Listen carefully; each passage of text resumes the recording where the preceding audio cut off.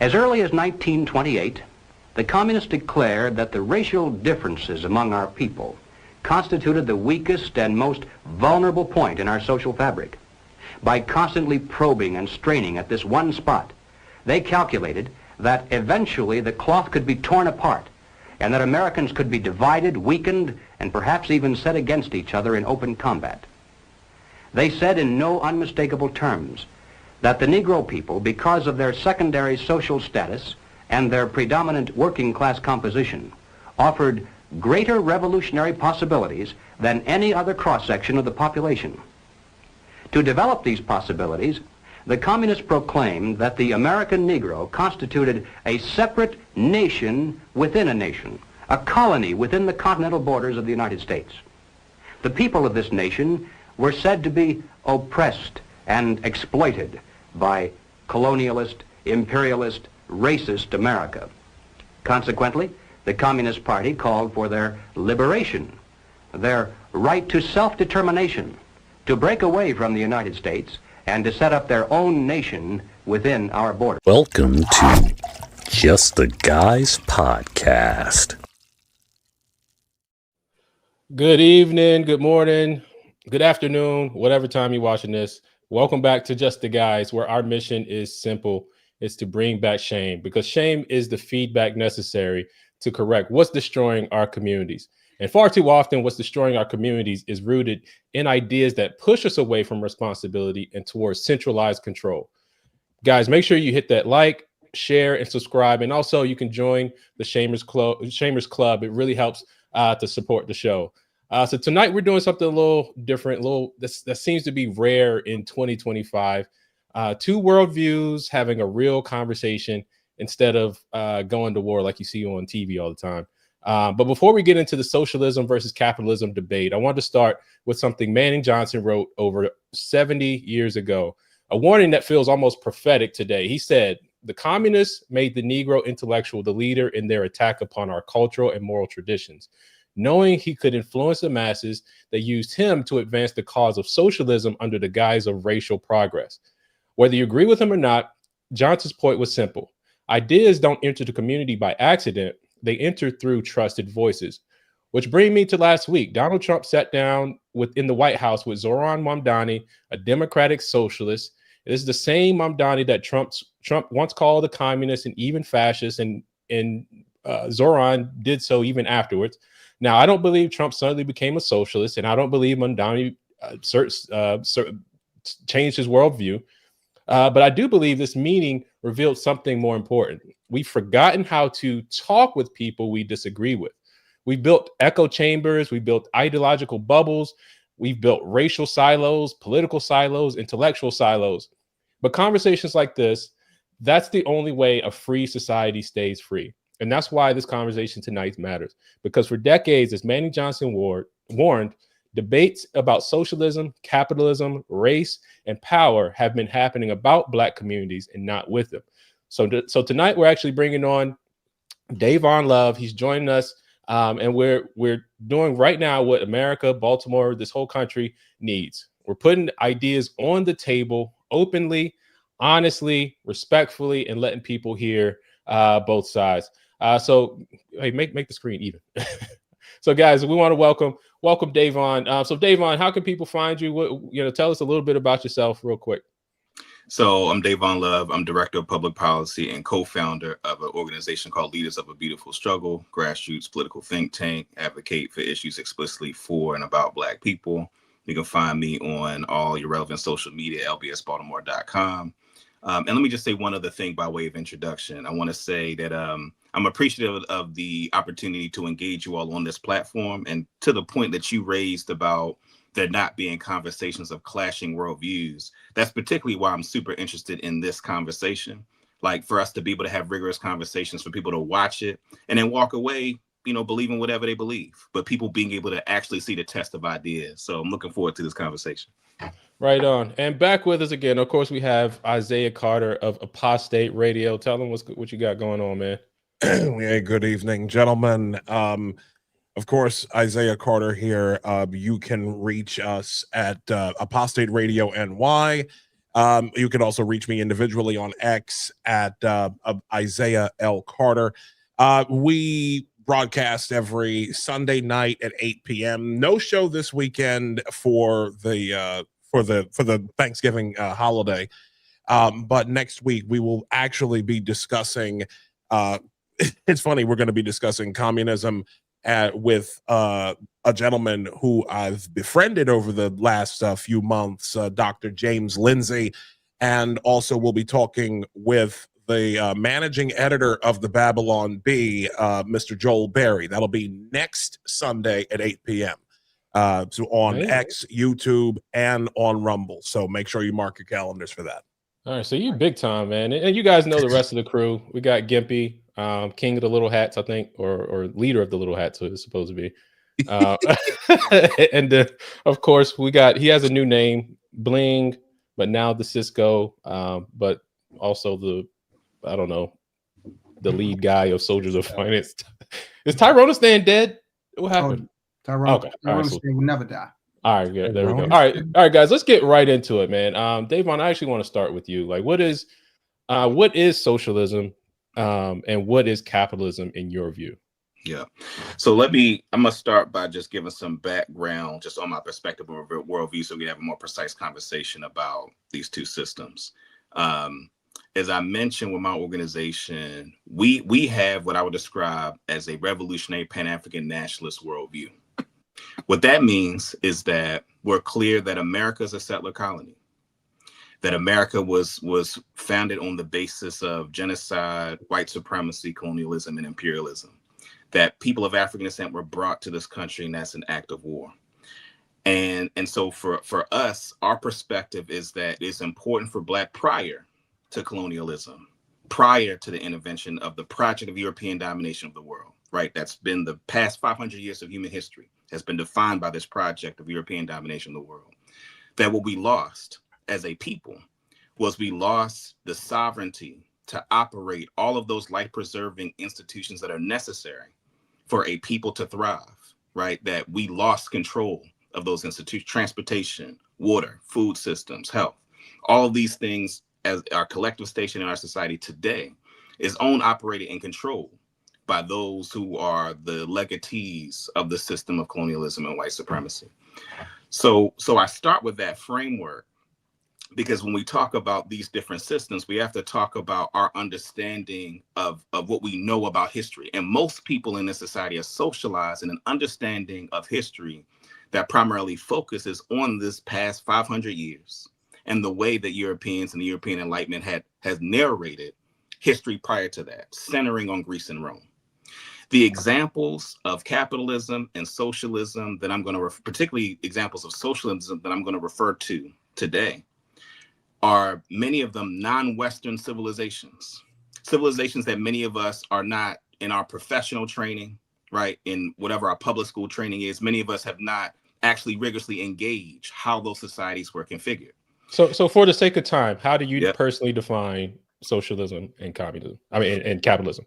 Right. So capitalism, there are kind of three major elements to a capitalist system that again emerges from, Europe's transition from a feudal system to the kind of contemporary capitalist framework. The first is the valorization of private property. One is that the valorization of individual liberty, right, as the basis for people understanding their relation to the world, and the valorization of markets as in many respects the force that resolves political conflict and understand and characterizes what is valued, how commodities understood and the like. So those I would describe, and these are broad concepts, but those are the three things that I would say are defining features of the capitalism that is practiced in modern history. Okay, what about socialism? So socialism, and it comes, in a variety of different forms. It is first and foremost making sure that there is a safety net that ensures that people's basic needs are met, right? Food, water, transportation, right? As examples of those kinds of basic needs. Secondly, socialism is about having a political economy, like having a structure of government that actually reflects the will of the vast majority of the people, right? Because as a contrast to the capitalist system, so much wealth, influence, power is concentrated into a small handful. So socialist societies are structured in ways that do not concentrate too much power, right, in individual people or institutions, right? And then I would say, lastly, again, as because I'm zeroing it down to kind of the bare essentials. I would say the third thing that's a component of socialism is that there's an understanding that the world, the earth, produces way more than what is necessary to fulfill the needs of what people on planet Earth need. And so that socialism recognizes that it's not about trying to produce wealth, but it's about how to properly operationalize the distribution of the abundance that the earth provides to humanity in order to ensure that, again, people have what they need. So it's just a recognition of the abundance that exists on planet Earth and structuring a system that recognizes that abundance, as opposed to a capitalist system that sees the earth in the context of scarcity, right? And then distributes resources and power on the basis of this notion that there is scarcity. So shout out to Positive Vibes with the $2 super chat. Hello, guys. I need this live. I asked this the last time. And shout out to Positive Vibes again. Gimpy is one of the few kings this liberal recognizes. All hell, King Gimpy. So you got some fans, bro. All right, so Soldier, I want to start with you, man, because you're a capitalist. How do you respond to, I guess, the critiques of capitalism, as well as the advocacy for socialism, as Dayvon just mentioned? Well, I'll start off by saying any system created by humans is going to be fallible. There is a decent amount of criticism of capitalism, especially as it's practiced, which, in my opinion, is not pure capitalism. There's no way you come through 2008 and that whole bailout and call that capitalism.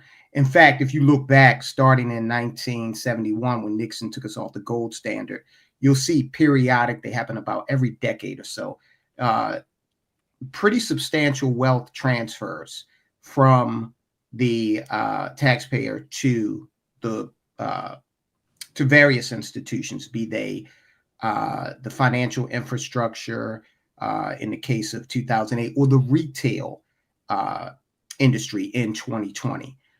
So there's definitely, I'm not coming on here with blinders on and trying to sell a story that capitalism is infallible. There are two systems that work that are at work in this nation, in this world, and pretty much capitalism and socialism. Now, I did want to ask, because there's plenty of objective criticism for socialism, and you threw a lot at us, and I get it. You wanted to state your case. It's a lot to digest, but I did want to ask you a couple of really quick questions. You spoke about initially, you spoke about sovereignty and as you characterized it, an act of war in describing the slave trade. Would you not agree that that act of war had as one of the originators and enablers those West African countries that violated the sovereignty of human beings in their practice of taking slaves and then trading them to Europeans? Would you agree with that? I would say that the historical record reflects that it is the European slave traders that created the market and that initiated the military activity that created the environment where it was where those complicit African tribes and societies, it became in their interest to be complicit in a global system that if they had not participated, others would have forced the complicity in the trade of enslavement. In other words, it's not like these were folks that were equally, a part of the process of enslavement. These are folks for whom, there was an entire industry and decrees from the church, from European governments. They were the ones that essentially created the context where the complicity took place. All right, but isn't it true that the tribes that made slaves available, you're right in that the market was created by the Europeans, but the supply was created by the West Africans that sold people into slavery? Is not that accurate? I would say it's similar to the Juderon during the World War II, during the Holocaust. There were Jewish collaborators who helped to sell and helped to essentially be complicit in the Holocaust of European Jews. We wouldn't say that Jews were equally complicit in their Holocaust. We would say that they were Jewish collaborators. And so similarly, I think what you're describing are folks who were complicit in a system they had no power or control. They were complicit in that larger system. In terms of military, in terms of other kinds of exploitation, I think that to place them on equal ground as the slave traders, to me, defies the historical record. Okay, well, we'll have to respectfully disagree on that. I think that is a trope that relieves the West African apparatus of culpability. And I think that a lot of people with ideology similar to yours use that as kind of a salve to give them some cover. So respectfully, we'll disagree there. The last thing I'll ask you, based on your opening statement, has to do with, yes, we agree. The earth does provide resources. Okay. There's literally so much oil coming out of the ground that in parts of the Arabias, you just see fires burning just spontaneously, right, in the desert. But when we talk about the processing of, let's just take oil, in the socialist system, who extracts that resource, refines it, transports it? Explain how that gets done in a socialist environment. So that it depends on the specific system. As you mentioned, there are a variety of different ways that different societies practice capitalism. I think, so what I'll do is I'll reference just a couple of examples of societies. So you think about what is now the Northeast region of the United States, which at the time prior to the genocide of Native peoples was initiated, was the Iroquois Nation. Iroquois Nation, in fact, many of the so-called founding fathers, and they actually developed their understanding of governments of a democratic system from observing the kind of democratic caucuses and systems of the Iroquois Nation. And so a part of their system of governance actually had to do with the recognition that in the example that you're getting, and of course we're talking about using oil, which is a contemporary set of, it's a demand produced by this society and what powers it. Well, it has been out there for over 100 years. Right? No. I'm just saying that I'm using a historical example. I got you. You know what I'm saying? So we're talking about natural resources, right? And we're talking about like how would a society like that share a commodity that is understood to be a natural resource that is valuable. Then I think a part of it would be an assessment of what does the community need to be functional, right? How much or what is the nature of how this should be distributed in a way that is functional for the society to operate, taking out of it the profit motive. Because when you've included the profit motive, then what you've done is then it doesn't become about meeting the needs of the community itself, right? It creates a context where people are competing in order to maximize their profits. And this doesn't translate to meeting the needs of the community. So there will be an assessment made as to how will this resource be distributed in a way that would be best for the overall community. And whatever system that they would have set up in terms of how because they wouldn't be using oil in the Iroquois Nation, but however, whatever the resource is, they would develop a process by which it would meet the needs of the community. Okay. So Gimpy, I want to go to you, man. I will land the plane. Go ahead. Let me just make sure I'm clear. So when we talk about actually, because I think you would agree that in the modern society, oil is going to be something that we need, right?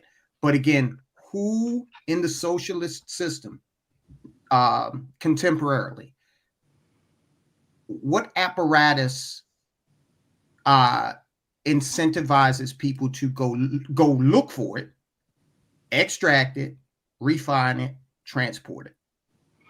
So I'll give you a modern example. Venezuela, Hugo Chavez.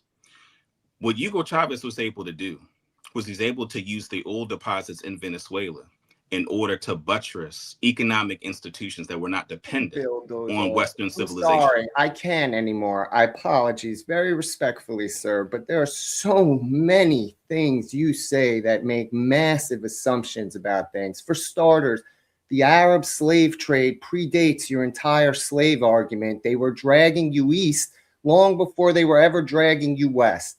So you can argue all you want about whatever motivated it to go west. The Arabs were doing it for thousands of years. And you know why there are no slave communities in the Middle East? Descendants, right?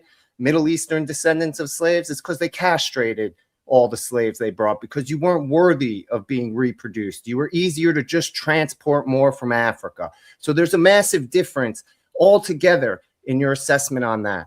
That's one. Two, you were never in charge of any industries. You're talking about a history that didn't exist. There was no great Pan-African nations that had massive advancements. You guys were shot up with muskets. You were throwing spears. They came and they dominated you with their technology. You weren't even a competition. You were so not a competition, your own sold you out because it was easier to turn a profit than it was to compete. So let's end that nonsense. Then you're talking about that we should take everybody from their ability and move it to their needs. But you don't take into account that that's all managed by people who are going to determine whose needs are what. Now you're taking their self-determination away from everyone and handing it to a body called the government that you believe is always going to make the right choice. We have demonstrations that there was no motivation to the Cisco's point over here. There is no motivation for anything. You know how you know? At the end of the USSR, 60% of the country didn't have indoor plumbing. Okay? There's no motivation. There is none of that. There is no innovation. There's no growth. All those things that come in China in the end of the USSR come from adopting forms of capitalism. And then to say that the government entity is somehow going to assess that everyone's needs, let's look at the UK or Canada, where you get arrested for standing up and saying things like, I don't know, UK is for English people. You have governance on speech, you have governance on everything in order to ensure that everyone to their needs. And the people who determine those needs are medical boards that tell the elderly they got to wait for cataract surgery till they're almost blind. And all the major research and development in science is done in free markets. They come here for the experimental treatments. And then when we offer them and offer to pay for them, that's still not enough. Case in example, the family in England that wanted to bring their kid here totally free of the NIH. The NIH was going to put them in jail for it. We see every single day, everything you say does not translate into the real world, from the worst forms of it in communism to the best forms of it. And I say that with the most respect in all the socialist nations in the world. You throw any rock into the pond of any socialist country, the ripples knock the whole country apart. Greece almost collapsed. Italy almost collapsed. It took the entirety of the EU to literally put them into austerity to make any progress. You're looking at some of the most wealthiest nations crumble under the own weight of their socialist systems. But please, am I going to get to respond to all of that? Man, you can take a quick response. Oh, wait, and one other thing. You can, but you made a statement about the Jews who collaborated. No. As a Jew, the capo is worse than the Nazi. Okay, so if I'm going to get an opportunity to respond to all that. So first is that when you think about the slave trade, there was an Arab slave trade. The West African slave trade, we talk about chattel slavery, which is a unique form of slavery that did not exist anywhere on the planet prior to it. What you saw on the East African slave trade was you did see indentured servitude. You did see forms of domination and oppression by Arabs of people of African descent, which actually contributes to many of the conflicts we see in that part of the world. If you see Sudan and many of the revolutions that it's engaged in, right? So those conflicts actually still impact that part of Africa, and there is culpability of those who engaged in the East African slave trade. But the West African slave trade, and that was initiated by Europeans, is the system that dominates the world. The global capitalist imperialist system emanates from that particular practice of chattel slavery, which has very little parallels in human history. And if we're talking about like sources for that, because one of the things which you said that I'm glad you said it, when you talked about this notion of Africans not having any competition. I mean, the literature, the historical record of ancient African civilizations. So I see someone mention the Moors, right, who were a mixture of Africans and Arabs, because there was a period of time where there was actually some collaboration and equity. Slave trade. But if we think about the historical record, the first urban city, Howard Finch, a historian, he documents the fact that in the oldest city in the world was, we call Memphis. So if you know Memphis and their sports arena, that was a pyramid. A part of why their sports arena was a pyramid is because the first urban city in world history was Memphis in ancient Africa. They had some of the most advanced civilization in the world in terms of systems of human governance, systems of health. Say they were right? black. That right. All right, hold on. Hey guys, one voice. You are assimilating things that are not mainstream accepted. You are making statements that historical scholars argue, including the whole nation of Egypt. You're trying to take credit for something that isn't yours. You were throwing spears at men with muskets, sir. That is and you're crazy. trying to say that you were competition for these men. You were not competition, you were dominated. And to say that there's some form of slavery different or worse than the other, there is no slavery in the West, there is still slavery in the East. To this day, inside of Africa, including. And you're trying to confuse the Arab conquering of North Africa with things blacks did. The Moors are from Arab descent, that from their conquering of those areas. I'm sorry, you are trying to assimilate and take, why is the word escaping me right now? But you're trying to take credit for things that belong to another people.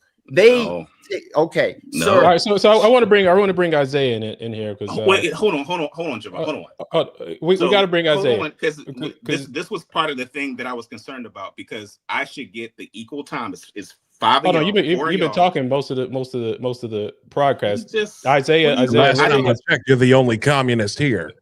Last time I checked, you're the only communist here. You knew what you were getting into, brother. Right. So Isaiah has had zero time right now to what he said. So in other words, you want to dominate is what it sounds like. No.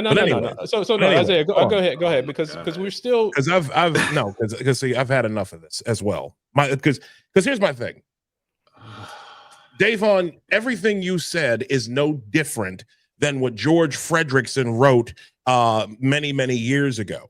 Okay, where he said that equity is a planned political economy in which shares are adjusted so that citizens are made equal. You want to be, the one thing that strikes me about communism is that you talk about these global systems, you talk about these, these totalizing systems, you talk about globalism as if they're these horrid systems that you want to get rid of. No, you want to be in charge of them. You want to be in charge of them. You want to be the ones who get to make the decisions. You want to be the ones who sit in the bureaucracies. You're the ones who want to order people's lives according to your ultimate agenda. This is socialism. This is socialism 101. Okay.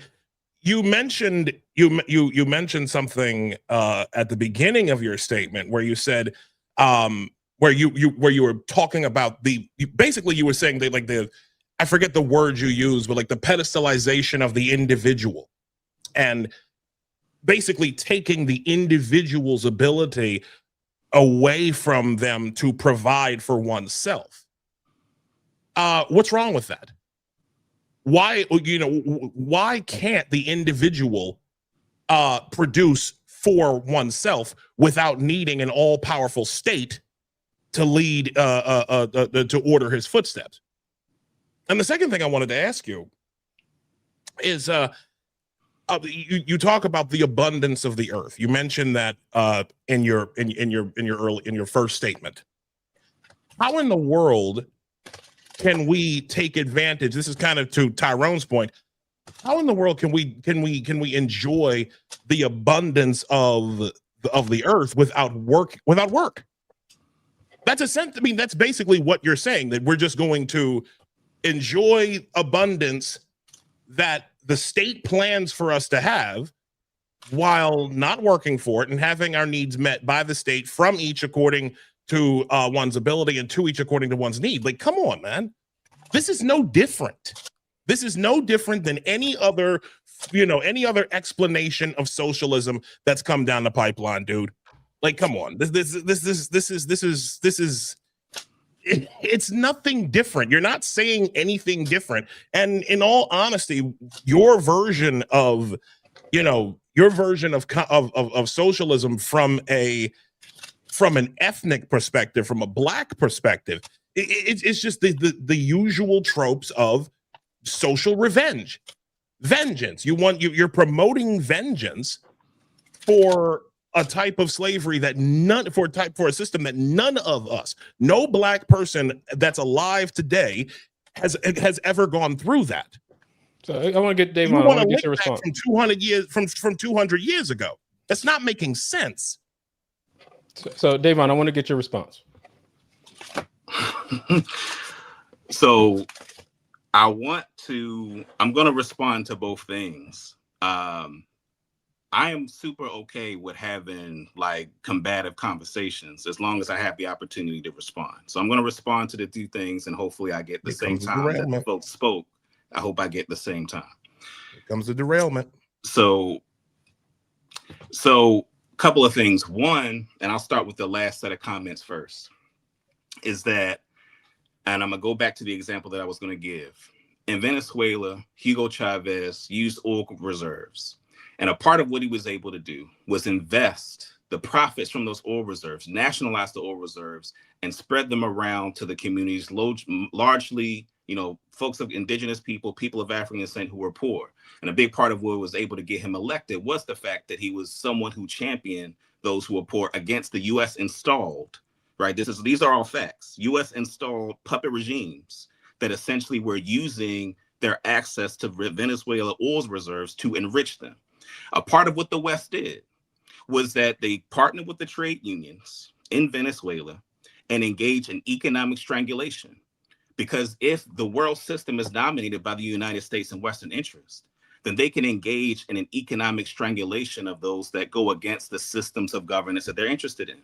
And so what Hugo Chavez was able to do was invest in development of community-based hubs of organization, such that when he passed away and Maduro took power, that a part of when there was the extreme strangulation by the West, right, at the zenith of the partnership between those trade unions, what ended up happening was they were able to organize some of the resources to deal with the economic depression they were dealing with because of the investments that Hugo Chavez and his regime had made to those communities that would have otherwise starved as a result of it. So that's an example. So that's not an issue of people not working.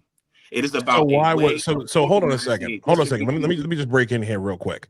So why you're gonna get challenged.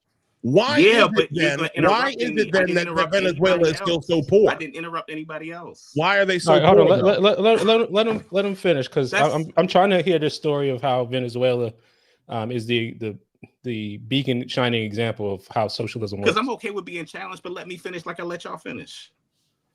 I think on the other, so that's one piece of it. I think on the other piece, to the gentleman that was talking about Africa was no competition, I think part of the problem is that the most advanced civilizations, many of them were indigenous and ancient African civilizations that had major food distributions. I mean, even during 2,000 years ago, you had places in Nubia that had populations of 3 million people when London was at 80,000, when Paris was at 200,000, right? So we're talking about very well advanced civilizations. The problem is that many of the public education that people are trained to socialize into, they wouldn't know any of that. They wouldn't have known any of that. But the historical evidence is so clear, right? Sheikh Anta Diop in 1974 at the UNESCO conference, he was doing battle with a group of Egyptologists. He and Teofilo Obenga were the only African Egyptologists that were there. And the purpose of the discussion there was to determine the racial designation of the ancient Egyptians. And he was the only one of the Egyptologists who was a master in chemistry and physics, and innovated the melanin dosage test, where he was able to go to those tombs and determine that those societies outlived by thousands of years any of the most advanced civilizations from Greece and Rome. So a part of why that point is important is because the formula for how to organize societies that many of us are socialized into, we only know Europe because of the mythology of Europe being this advanced civilization. There are certainly advanced things about the society that we live in, but many of us don't even know enough about non-Western civilizations and how they were organized to be able to have a credible organization about how do you structure a world and what are the best systems for it. So that for me is the important. Hold on. Let me ask this right here. What makes you so like what makes you the arbiter of how this country, of how societies is supposed to organize? You're asking people to unlearn by force. Hold on, one mic, guys. You're asking people to unlearn by force, because it's always force when it comes to socialism and communism being the end result.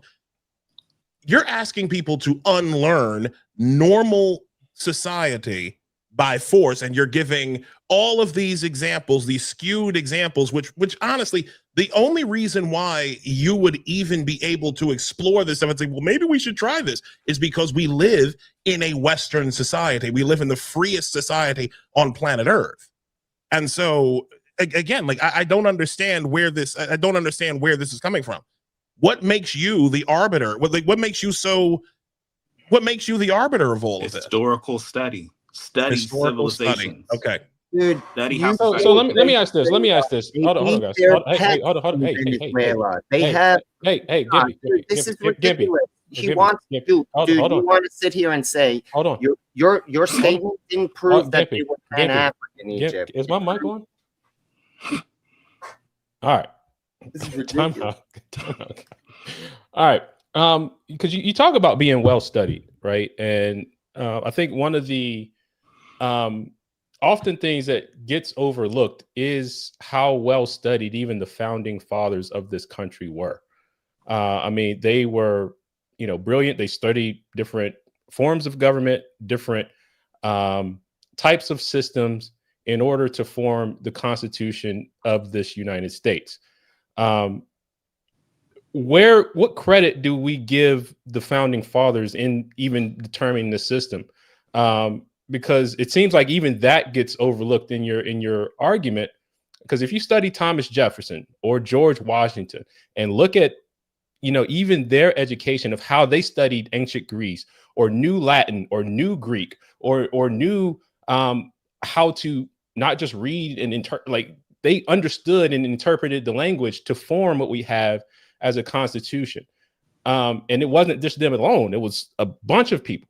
So how do you, I guess, reconcile that and the fact that it was America who were first in ending the slave trade because of Christianity? So how do we kind of reconcile all of those pieces in saying we don't know anything because of based on Western cultures or anything like that? Like, how do you reconcile that? So here's the point that I'm making.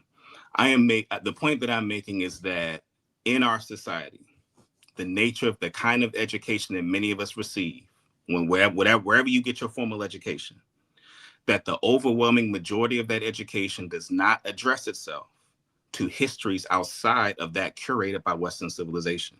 So how does your education different?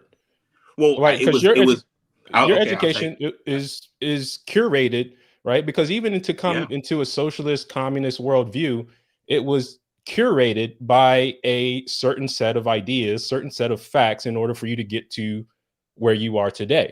So how do you examine that? Right. So a part of the point that I'm making about the nature of how people are traditionally socialized and trained. So my background is actually in intercollegiate policy debate. The person that trained me is a person who was a student of Jan Carew out of the Pan-African Studies Department at University of Louisville. And many of those Pan-African Studies departments, Black Studies departments, many of them were created by student agitation, right? Some of them took over, schools and college buildings and made demands on the curriculum. So the information that I'm describing, right, that as a part of my study, I was fortunate to have been trained by somebody that comes from an institution that carved out space for this kinds of knowledge to be present in the spaces that I was in. So who created the stuff that they knew? Institutions work then for you, obviously. No, man. Like, who created the information that they got, right? Because you're talking about student protests. You're talking about these are all communist goals. They were written into the communist record or the congressional record, rather, back in 1963. In a book from the Naked Communists. So this is nothing new when you're speaking about these things. There's 45 communist goals that were documented. So student protest was one of the communist goals and communist objective. So what you're telling me is that the process in which you formulated your basis of opinion came out of the school of thought of communism. No, that's not what I'm saying. So George Padmore, in his book, Pan-Africanism or Communism, the introduction was written by Richard Wright. And one of the things he says is that one of the mistakes that European intellectuals make is that all resistance is often reduced to communism, especially when it comes to Black people. And his argument is that many of the resistance movements to US domination of the world, right, and European domination of the world predates Marx and Engels and them. Now, that doesn't mean that there are folks who incorporated, right, aspects of Marxism as a part of their analysis, but to reduce like Black studies and Pan-Africanism to it being a direct line to communism, there are a variety of different forms of intellectual traditions, some that embrace aspects of Marxism, some that do not. Do you agree with Marxism? Why do they all sound the same? No. They all sound the same. Here's what the others he does. Let him speak to his own, right? Do you agree with Marxism?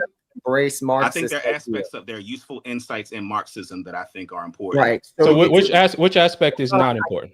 Please. Can I? So you do understand that ultimately, if you want to use those Marxist ideals to change the way a capitalist economy works, you're promoting communism, because that's what their target is to change the economics and then use it as a form of control. Yeah, and that's what you're promoting. So it doesn't matter that you don't want to be associated or aligned or be reduced to being called a communist. But from my capitalist perspective, where my ultimate goal is to protect the engine that keeps me free, which is the economy, you are just a communist, sir. And I understand why you would say that. I think a closer, more rigorous reading of the different ways that people are politically organized, those differences are actually pretty meaningful. A part of an example of it being meaningful, and I'm gonna go back then to the question that Giovanni, you raised, was that the curation of history and how that impacts people's thinking.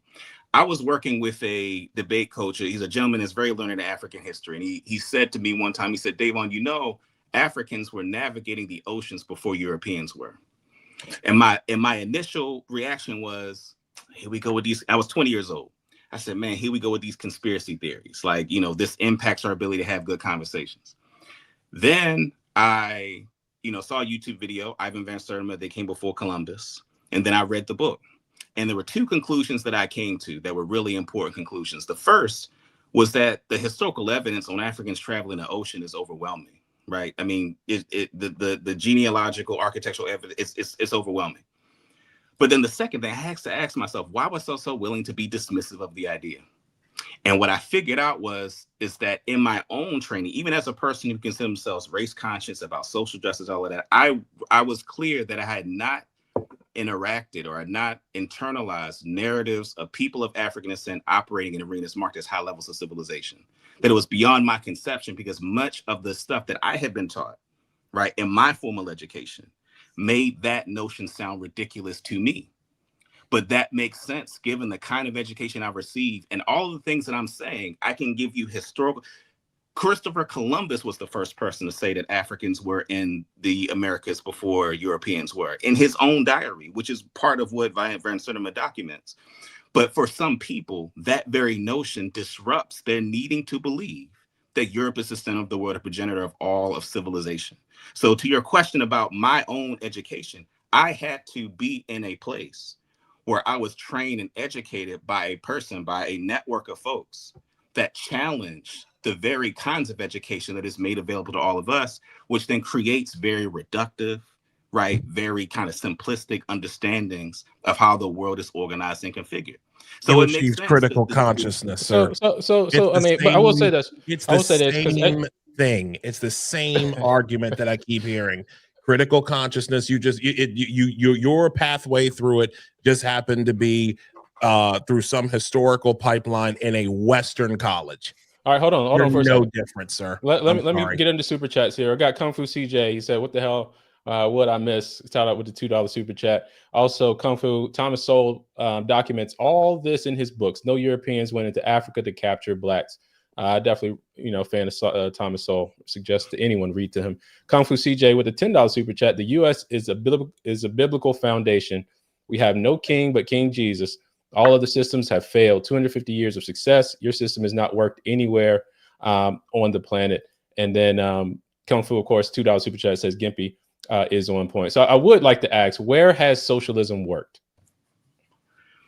So now let's actually start like quoting history since, no, let's think modern day. Where can we see good modern examples? Let me what I mentioned to you about Venezuela, that the global economic order has economic strangulation against those nations that try to challenge. Shouldn't the economic system be able to defend itself, though? Like, I mean, if we have a successful economic system, shouldn't it be able to withstand the strangle you're talking about? But back to my question, where has socialism worked? Not if the most powerful country in the world that has the biggest military of all the military combined is able to tell the world, if you do business with Cuba or Venezuela or any of these other places, dude, right? That economic. All right, hold on, one mic, guys. Let him finish. That economic strangulation makes it difficult.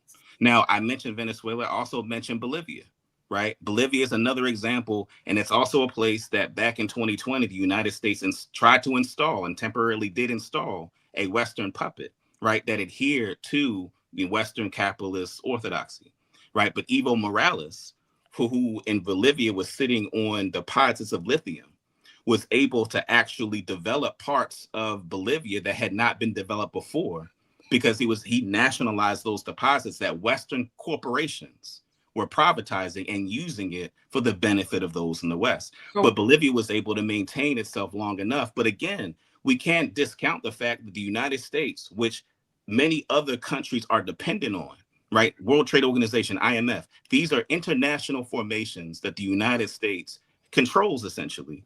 And if they tell people don't do business with them, then it does make it almost impossible for a socialist country to flourish under this global system of capitalism, imperialist, white supremacy. All right. So in other words, hold on a second. I haven't said anything. Hold on. This is Tyrone. We got to go to Tyrone. I haven't said anything in quite some time. All right. So with the case of Cuba, you do realize that Cuba has an embargo that has fluctuated over the recent years. Obama relaxed some of it, but you do realize that tiny nation has been trading pretty much the rest of the world. Okay. You realize that, right? You're saying it's been trading the rest of the world? Yeah. I mean, France didn't have an embargo with them. Canada didn't have an embargo. The United States established an embargo that countries cannot do business with America if they do business with Cuba. That is not accurate. That is not accurate, sir. Canada, you can go buy Cuban cigars in Canada right now, authentic from Cuba. We're not talking about individual commodities. I'm saying that trade relationships. Oh my God, dude! People go on vacation to Cuba from Toronto. Yes, you can go on vacation. They literally have open and that's Dayvon. The vacation aspect. Not living the reality that exists on this plane, sir, when you make those statements, because One, Russia, as the USSR, installed leaders all over the world. Mao Zedong, Pol Pot. You want to talk about the influence of communism going around and meddling in other countries, then we can have a fair debate, because communist countries, when they're big enough and powerful enough, they interfere just as much as you're complaining about the United States. Your only problem clearly is you don't like the United States and what it sells. You like that it's okay China's going around installing leadership, buying countries with its Belt and Road Initiative, raping Africa by taking control of all its infrastructure through the Belt and Road Initiative. But you only throw smoke at capitalism. And But let me finish exact my arguments you use about influence, political power, economic force, all can be applied to communist superpowers as well when they were superpowers. All right, Gimpy, listen. I have not had an opportunity. Now, I'm not going to speak a lot during this session. Fine, but I do want to. My thrust here is not to so much delve into the history or the philosophy, but to ask Dayvon to demonstrate how this works practically in the modern global economy. Okay, so Dayvon, respectfully, I believe that you may want to look deeper into the relationship between the European countries and Cuba. Okay, the United States was effectively the only country to step out on that embargo. I worked in France, and they asked me, do you want to fly back into Cuba? Now, Cuba, we know, does a lot of agricultural business. One of the main industries they've had is tourism. So flying into Cuba means a hell of a lot to their economy, you know, the economy they have to speak of. You mentioned Venezuela, and again, I'm talking about the practical economic realities of this. From April of this year to up to last week, Venezuela's inflation rate went from 180% to 250%. That's hyperinflation. I'm sure you agree. You've seen and this is the part I really want to get your opinion on. You've seen a brain drain from Venezuela that amounts to about 7 million people. That's damn near 25% of their population. Why do you see things like that? You saw folk risking barbed wire, a cement wall, and landmines to get the hell out of East Germany. Why do we see that kind of desperation from socialist structures and you don't see it from capitalist structures? So, as I mentioned before, with Venezuela and the kind of economic strangulation, I mentioned the collaboration with the trade unions and other Western forces. So in 2002 in Venezuela, there was a coup that lasted 2 days where they overthrew Hugo Chavez, and who they installed was a person who was committed and had connection to those folks who were private, who wanted private ownership of the oil reserves. So what ends up happening now, he takes power back. And then I mentioned many of the different villages or communes that he invested using the nationalization of those resources, giving to those different kind of collective community-based bodies, distributing land, right, to folks to be able to farm off of.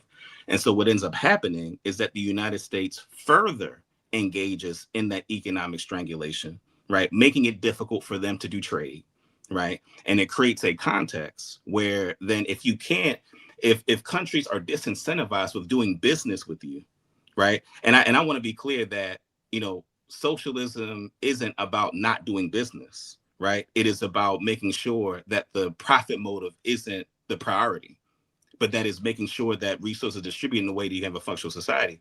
So that's why y'all hoover through other people's money. So if you create a context where you can't do business with large swaths of the world, right, then it creates a context, and then you add to it, right, what the Clinton administration did with NAFTA, right, and basically gutting, fair trade, creating a context where you have then a bunch of countries, Venezuela and a bunch of South and Latin America included, where it's a race to the bottom, where transnational corporations are going where they can get the cheapest labor. Okay, well, right? Respectfully, we've been affected by that here. Also, okay. The last thing I'll say on this subject is, because you held their oil industry out as an example, they were producing 3 million barrels of oil in the early 90s. They are producing on average 800,000 barrels today. These are per day figures. So their oil production has dropped significantly. And it's their oil. As you said, they are running the show. So are we seeing this break down in the same way that the Marxists in South Africa have not been able to, for example, maintain their desalination infrastructure? Is that what we're seeing here? Well, I would say it this way. I think that the period of time from 2002 to present day with Venezuela, right? So we're talking a window of a little over 20 years, countering years of a US-backed regime that took those resources, extracted them, and sent them back to American and Western corporations. What we're seeing in South Africa is a similar thing, where part of the failure of the ANC, right, was that there were many people who benefited individually, right, from the shift in, after apartheid, right? And so you don't actually have like a Marxist system in South Africa. You have a similar problem. The EFF would beg to differ. The EFF would beg to differ. Well, the EFF Malema would beg to differ. Well, the EFF is an enemy of the ANC and wants to push the country further to the left, right? And I would agree with the EFF. And they have significant political power. Would you not agree? Well, I agree. One of the things they were actually able to do in South Africa was around land expropriation without compensation, right? Because 80% of the land ownership in South Africa are white folks, right? And that doesn't make sense in a place where indigenously it's the African people who should be owners, but it was the project of colonialism as to why those folks own the land there. So that's still not your determination to make. Okay. Well, here's the determination to make. Okay. Well, look, I would say, and see this. Hold on a second, because I'm getting tired of this. Again, you want to be in charge of the oppressive systems. You want to be the one. No, this is how communism always operates. You want to be the ones in charge of the oppressive systems. Again, you don't change. How do you determine? I don't care what country it's been done in. I sat here to listen to you say 250%. We talked about 250% inflation in Venezuela, massively lowered oil production from 3 million barrels a day to 800,000, and regimes, multiple communist regimes, both in Chavez and Maduro, that openly oppress and murder political dissidents, but somehow it's the United States' fault. No, that's U.S. I say that's U.S. propaganda. I would say that because you're a communist. Anything that goes against the agenda, you're going to fight against. Can I ask? Wait. Hold on. Let Dayvon respond, then you, Gimpy. Let Dayvon respond directly to Isaiah, then go to you, Gimpy. So here's what I'll say. I'll say that what I mentioned about the inflation in Venezuela has to do with a global system that is controlled by the West, that has an interest in strangling the economy in a way where they wouldn't be able to make sure that there was flourishing in their country, combined with the free trade agreements, right, that created and incentivized a race to the bottom with transnational corporations. That's my analysis of what happened there. You may have a different analysis. That's my analysis. So shout out to on the point of the different, like me wanting to impose. What I am actually saying is that the people should be determining the nature of how their society is structured.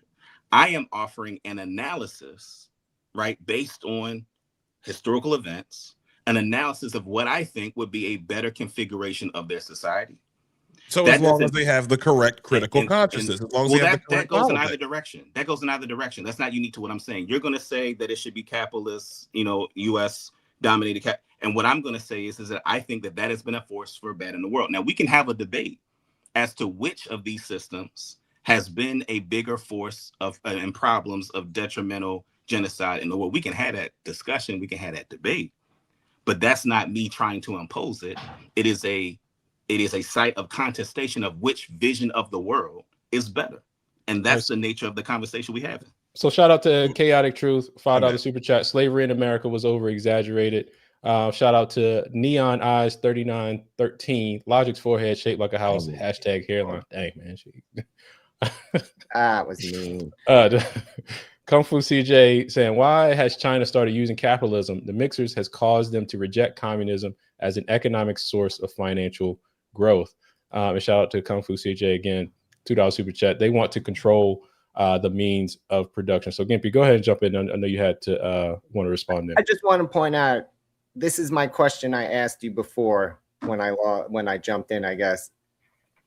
I'm pointing this out. You said we come in, we destabilize, we use our industry, we use our thing. How's that any different than the Soviet Union training Pol Pot or Mao Zedong or any of the other communists that you going around spreading communism in places it doesn't exist, claiming it's better? I'm sorry, we're going around saying our ideas are better. You don't like them, so you say what we do is wrong, but we say what you do is wrong. The argument goes both ways. You're just trying to deny that your side engages in these things. Like, I'm trying to understand, are you saying that communist is innocent, that the USSR or communist China or communist North Korea don't commit horrific acts or committed horrific acts, as the Cisco pointed out? Does Venezuela not kill its political people? Do these not, like, you can, I'm not sitting here and saying capitalist hands are clean. I'm saying that your arguments that you make to try and identify capitalism as bad, I can make every single bullet point back at you as communism. You know why? Because that's called nation building. It has nothing to do with what economic system runs your nation or what critical consciousness your people contain. If you want strong, powerful world domination, which is to Isaiah's point, your unwillingness to admit the truth that you just want your system in charge because you think it's better. But every point you make can be countered that your side is guilty of every same sin. Show me a sin that we do that you don't. Because 100 million people starved in the Holodomor thanks to communism. I don't know how many people die in China thanks to communism at this point. 40 to 80 million. Thank you. And I'm just trying to point out, like, you're making these holier than thou arguments that just don't exist. This is what it is to be a nation builder. This is what it is to rule empires. And it's not like you're going to stop when you're just the king of your nation state with communism. I don't mean you personally, please. It's not an attack. I get energetic. But that's my point is very clear. It's not going to stop when you finish securing the inside of your borders. Then you're going to look externally. Even based on the way you point out these things is already you're looking externally, the global interaction. So again, it's just a race to the top. And you're saying your nation building system is any better? It's committed every same sin. In fact, it's killed more and put more in poverty than my system. You can argue however you want about poverty in my system. More people live better in my system than ever lived in any socialist. They have no air conditioner in Europe, thanks to socialism. So how do you respond, David? Quality of life difference between us. Okay. Sorry, I land my plane. Apologies. Yep.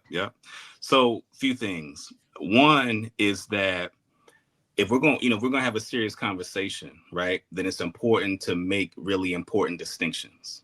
So, the reason I started the way I started is to say that when I talk about socialism, and I specify that I'm talking about forms of socialism largely practiced in the third world, largely practiced in non-Western civilizations, because I have criticisms of the Soviet Union, right? So did Mao Zedong, right? So did many of the kind of African heads of states that emerged after the Cold War and African independence. Many of them had criticism of the USSR, right? And had their own conflicts with them, right? So I'm not going to defend the Soviet Union as a utopian form of governance, because there were certainly things that were happening there that were problematic that I would critique and condemn.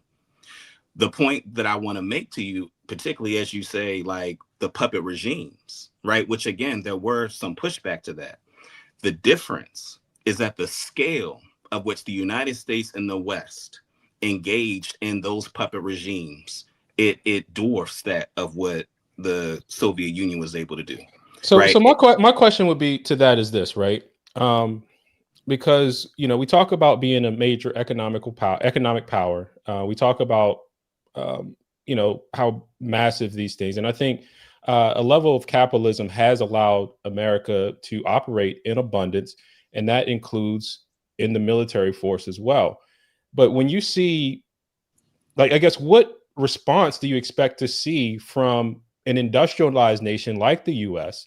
When you see human rights abuses happening in socialist countries? What do you expect? What do you expect a country like the U.S. to do? Because if my understanding, a lot of these countries that practice socialism, and you see it across the globe, the people suffer the most. There's a lot of human rights abuses, no freedom, and then you have a country like the U.S. saying, this is wrong. What should the U.S. do in that case, right? Because you're saying puppet regimes, you're saying this. What should the U.S. do operating out of a place of abundance in response to human rights abuses caused by socialism?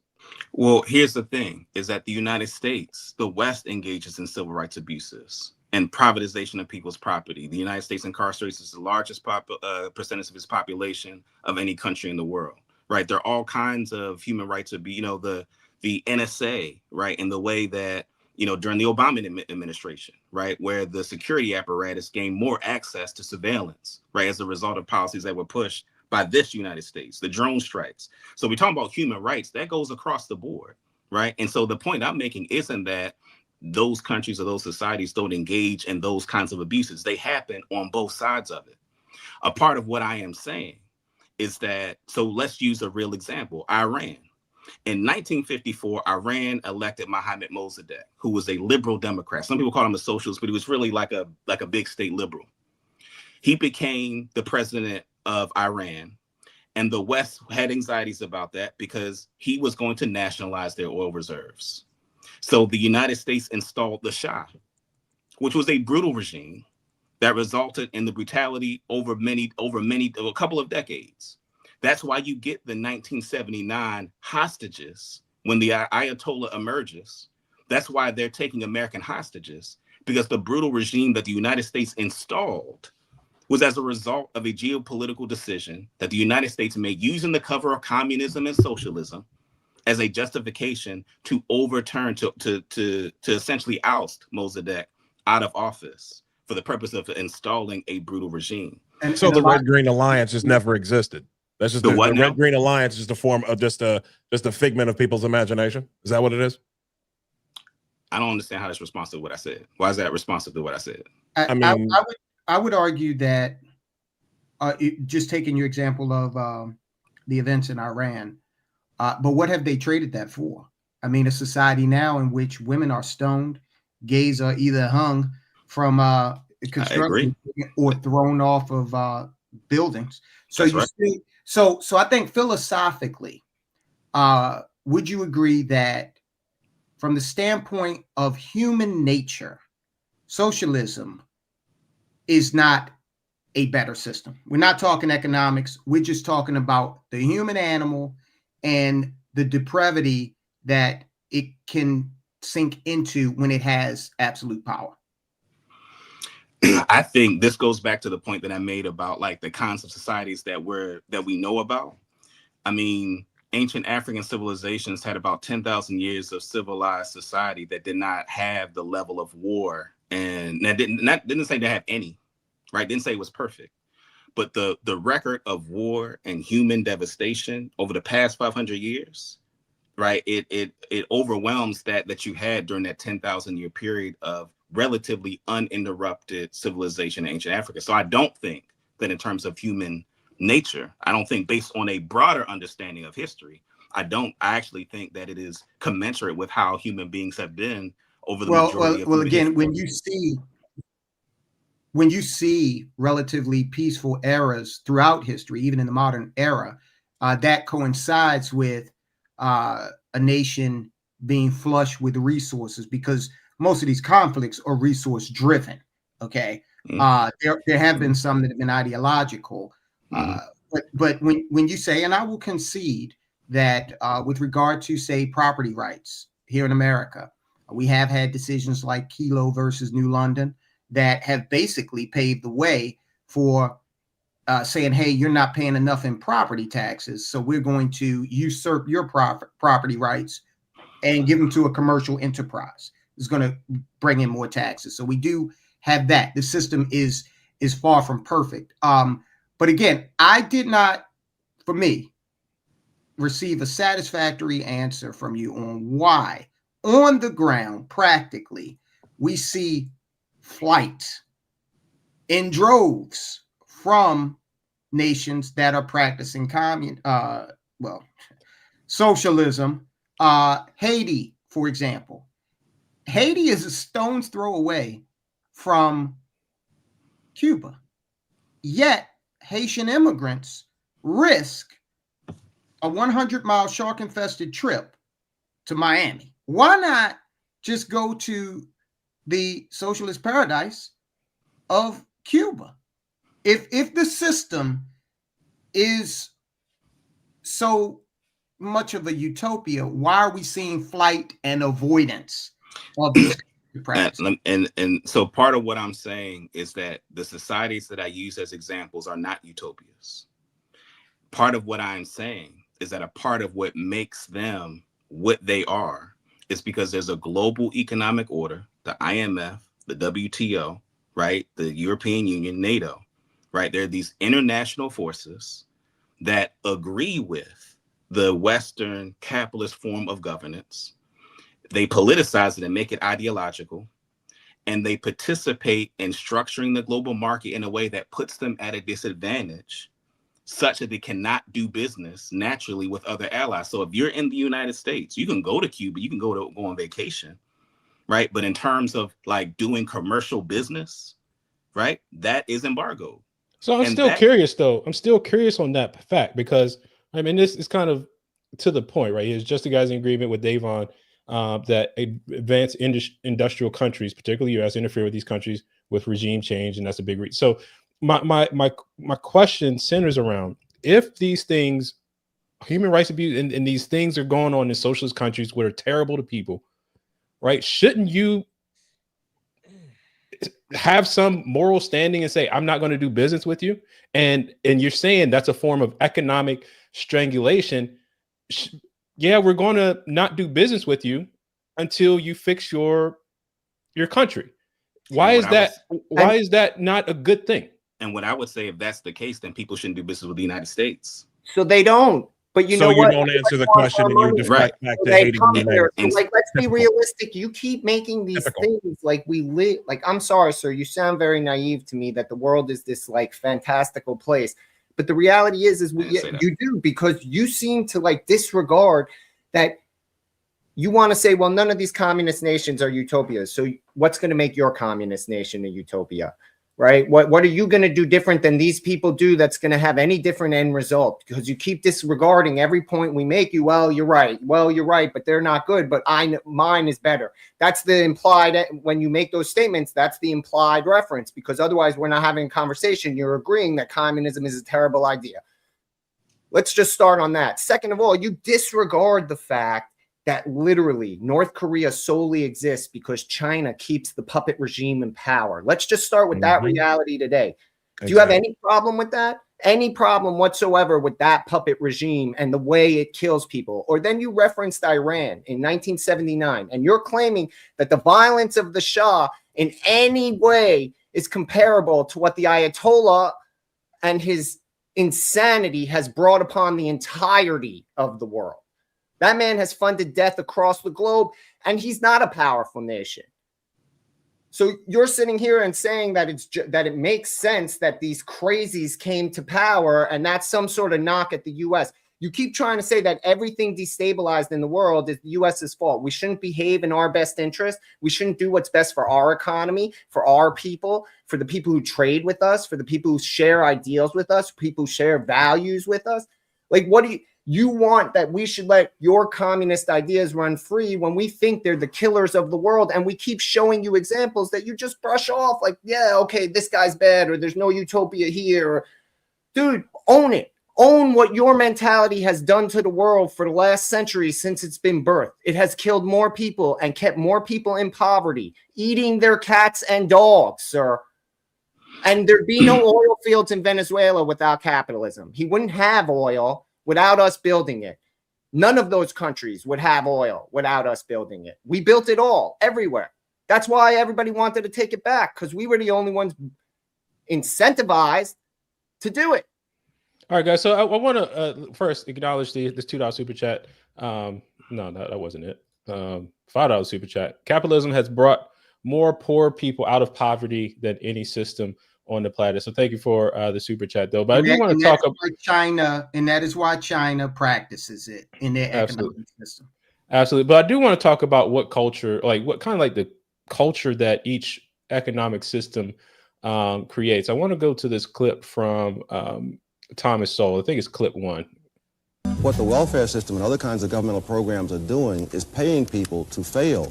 Insofar as they fail, they receive the money. Insofar as they succeed, even to a moderate extent, the money is taken away. This is even extended into the school systems, where they will give money to schools with low scores. Insofar as the school improves its education, the money is taken away, so that you are subsidizing people to fail in their own private lives and become more dependent upon the handouts. So that was Thomas Sowell. And when you talk about socialism, there's centralized control where somebody makes a decision on who gets what, basically handouts from the government. What kind of culture does this create? Does it create an independent culture or a dependent culture? And what is the result of that? Dayvon, we'll start with you, then we'll go to Isaiah. So your question assumes a bunch of things that one of the things that there are moments when conservatives agree with me is that what people of African descent lost was a sense of nationhood, is a sense of control over the institutions that govern our lives. That prior to the European colonization of the world, that you had flourishing societies, right? Again, not perfect, but flourishing societies where the level of kinds of abuses and genocide we see in our contemporary reality were not major forces in the world over that period of time. When you take away a people's sovereignty, when you take away a people's culture, then it creates a context where they're dependent on the colonizer for every aspect of our life. And so a part of when I talk about like capitalism and what it has done, it is generated, like chattel slavery was the product of capitalism, right? The genocide against the native peoples is the product of capitalism. So if we're talking about like systems that have done harm, right, to people around the world, capitalism is responsible for the miseries of billions of people around the world. Now you have other societies that have tried economic systems and they practice those systems in ways that have been harmful.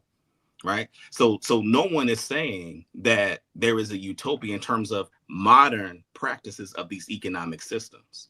But more directly to your question and the clip you just played, what I would say differently than Thomas Sowell, what I would say is that when a people who were used to fulfilling their own needs was ripped away from their society, and then chattel slavery, which wasn't just about subjugation, but literally about erasing the cultural memory of a people to reduce them to the Negro, as opposed to the range of different societies and communities that we emerged from on the continent, then yeah, you're going to produce a context where folks are dependent on a system. And one of the things that for me is a part of the analysis that I offer is that what is revolutionary is people of African descent organizing ourselves on the basis of strength, building institutions that are independent, and engaging this larger system, because politics is a contestation for power and resources. And so as a people, we need to organize ourselves in such a way where we're competing for those resources in a society that dehumanizes us, doesn't recognize our humanity, and exploits us, and that our collective disorganization benefits larger white society and larger capitalists. Hold on. Tyrone.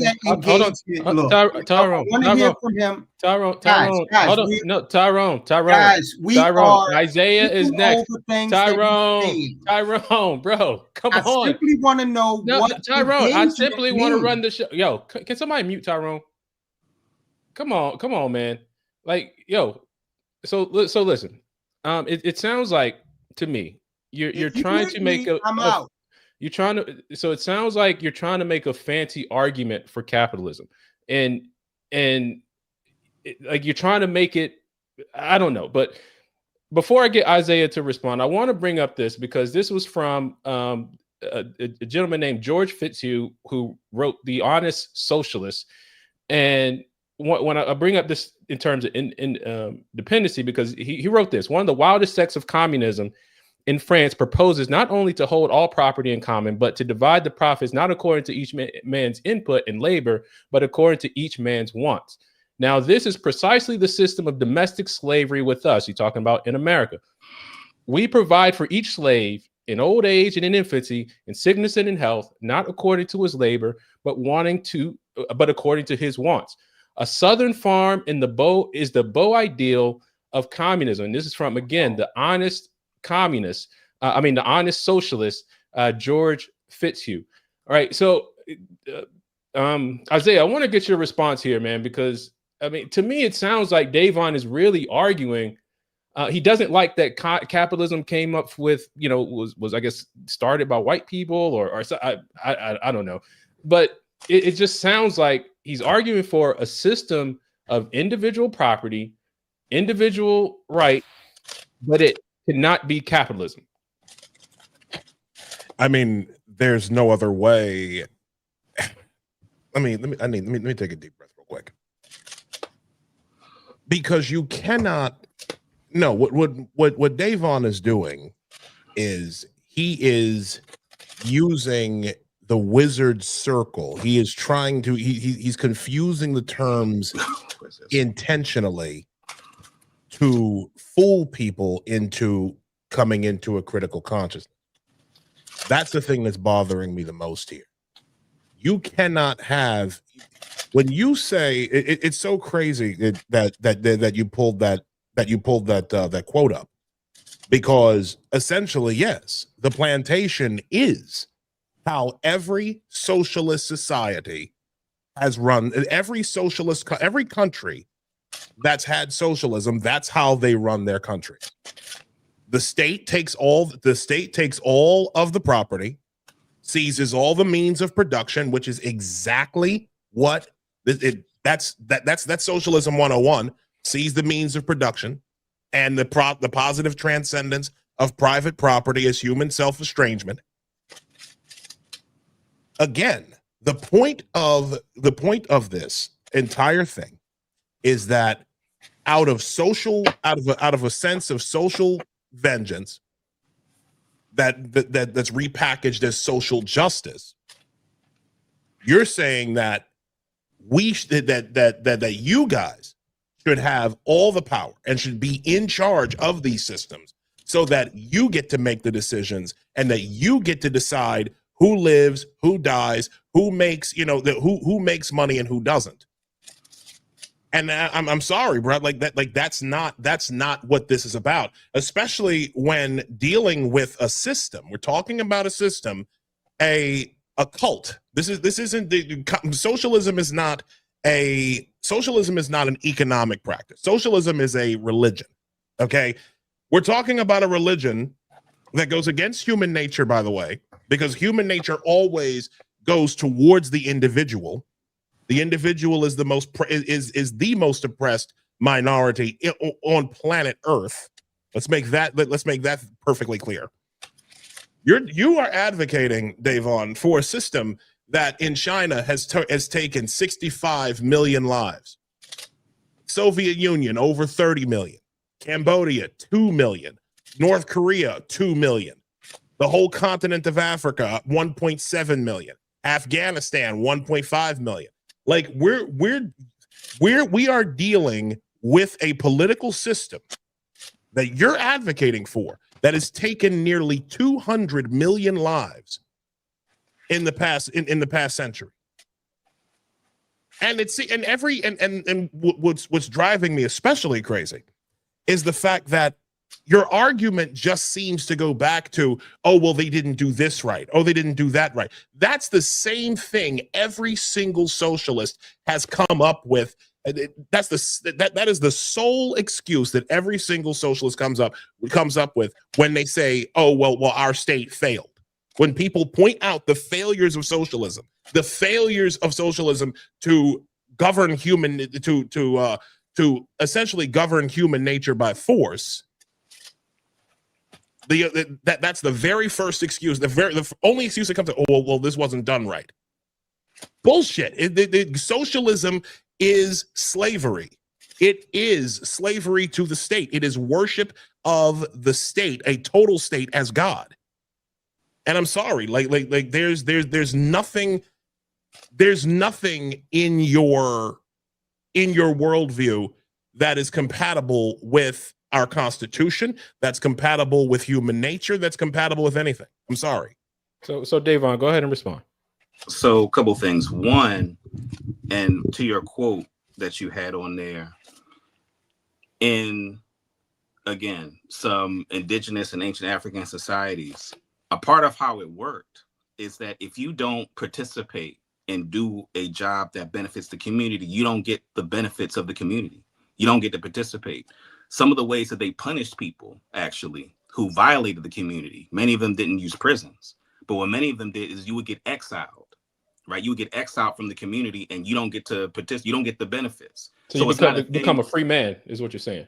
No, you don't get, because in a society, if you want to participate in like the things that the community does, that's inherently a social endeavor, right? If you're talking about like, so hold on a second. So kind of like what they're doing in China with the social credits. You gotta let me. I'm gonna get to the China example. All right, go ahead.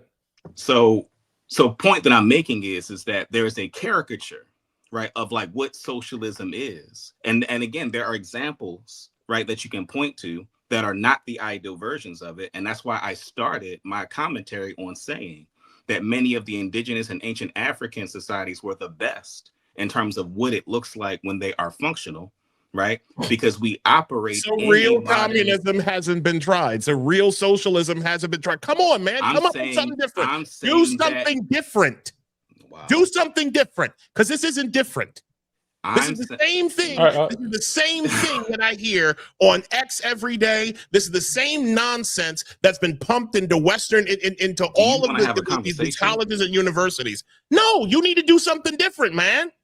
Come on. So let me ask Dayvon, where are these ancient civilizations, and why, if they had? Hold on, time out. You worship time out, fellas.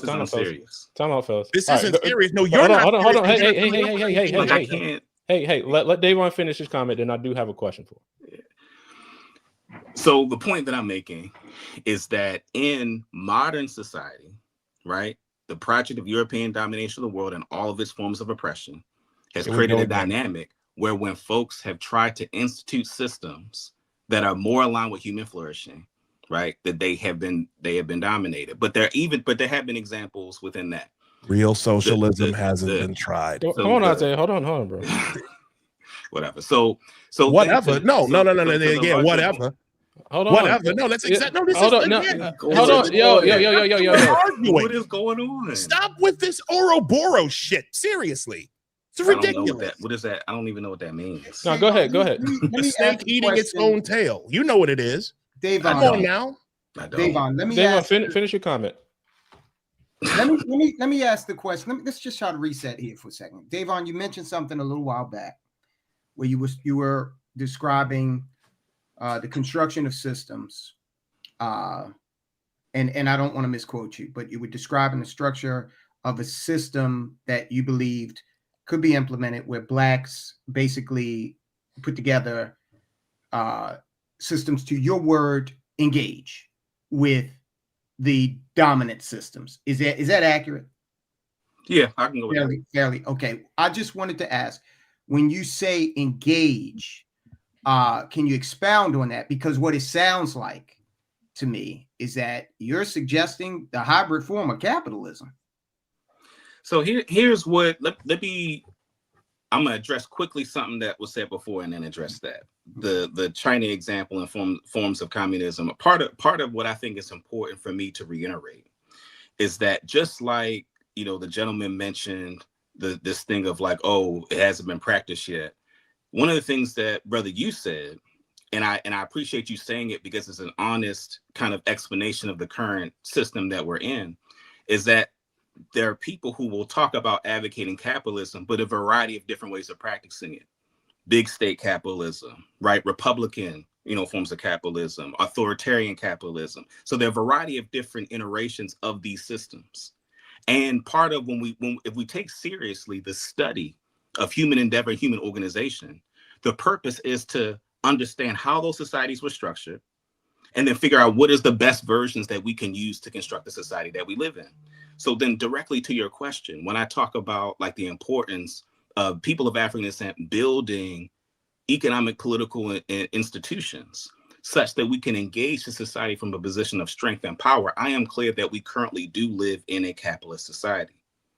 And I am clear that it's important for us to build the kinds of institutions that can ensure our independence and sovereignty, but not to emulate what the American and Western mainstream has done. Meaning that when you talk about things like healthcare, let's use healthcare as an example, right?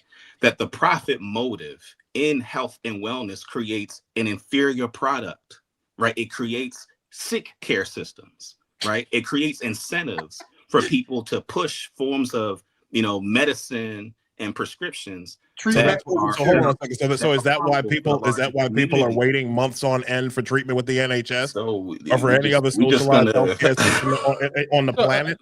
Listen, I'll say this. I'll say this. Conversation. So I'll say this, right? When you're it not comes doing to anything different, dude. You're just a regular communist. So I'll say this. I'll say this when it comes to the market, because what we have seen, and I think this term often gets conflated with capitalism, is corporatism or crony capitalism, right? When now you have a government that's in bed with industry and then make, you know, determining policy and rates in the market. And that's in your example of healthcare. And I think that's why we do see people trying to lean socialist or leaning other, you know, in different direction, because what's been labeled as capitalism, which isn't really capitalism, it's cronyism, or you can even call it corporate welfare or corporate socialism.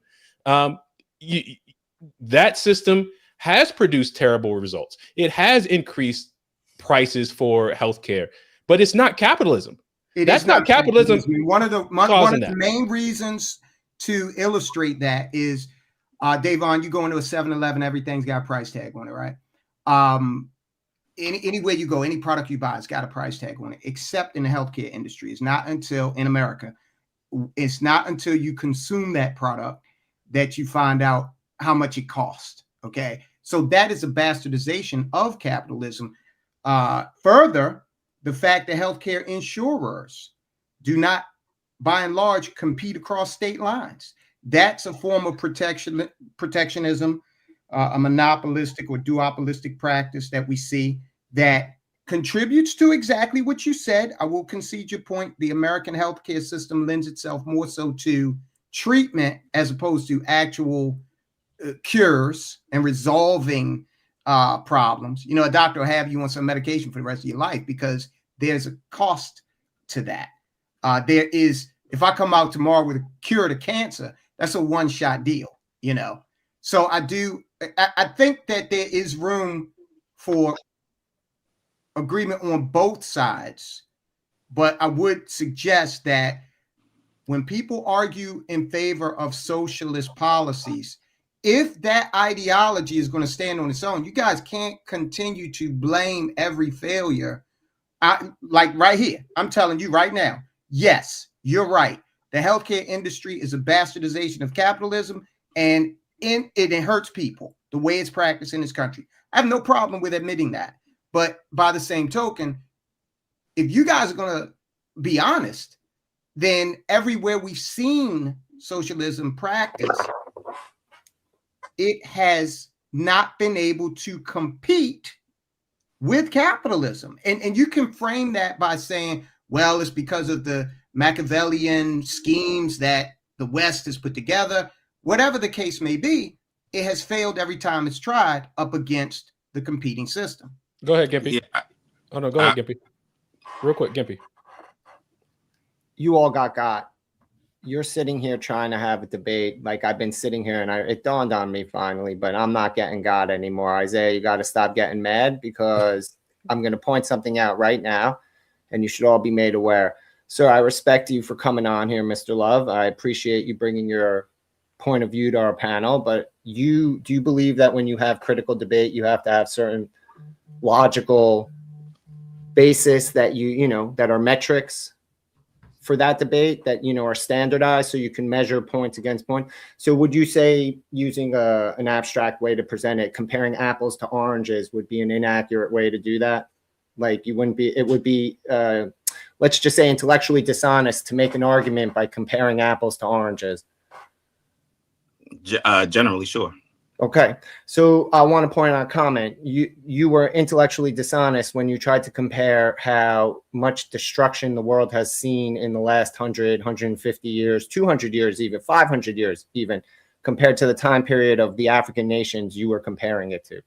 Why is that intellectually dishonest? Because in the time period you're comparing it to, one push of a button was invented to destroy millions of lives. Has nothing to do with capitalism, had everything to do with nation building. We were doing this before capitalism versus socialism was a motivator in the world.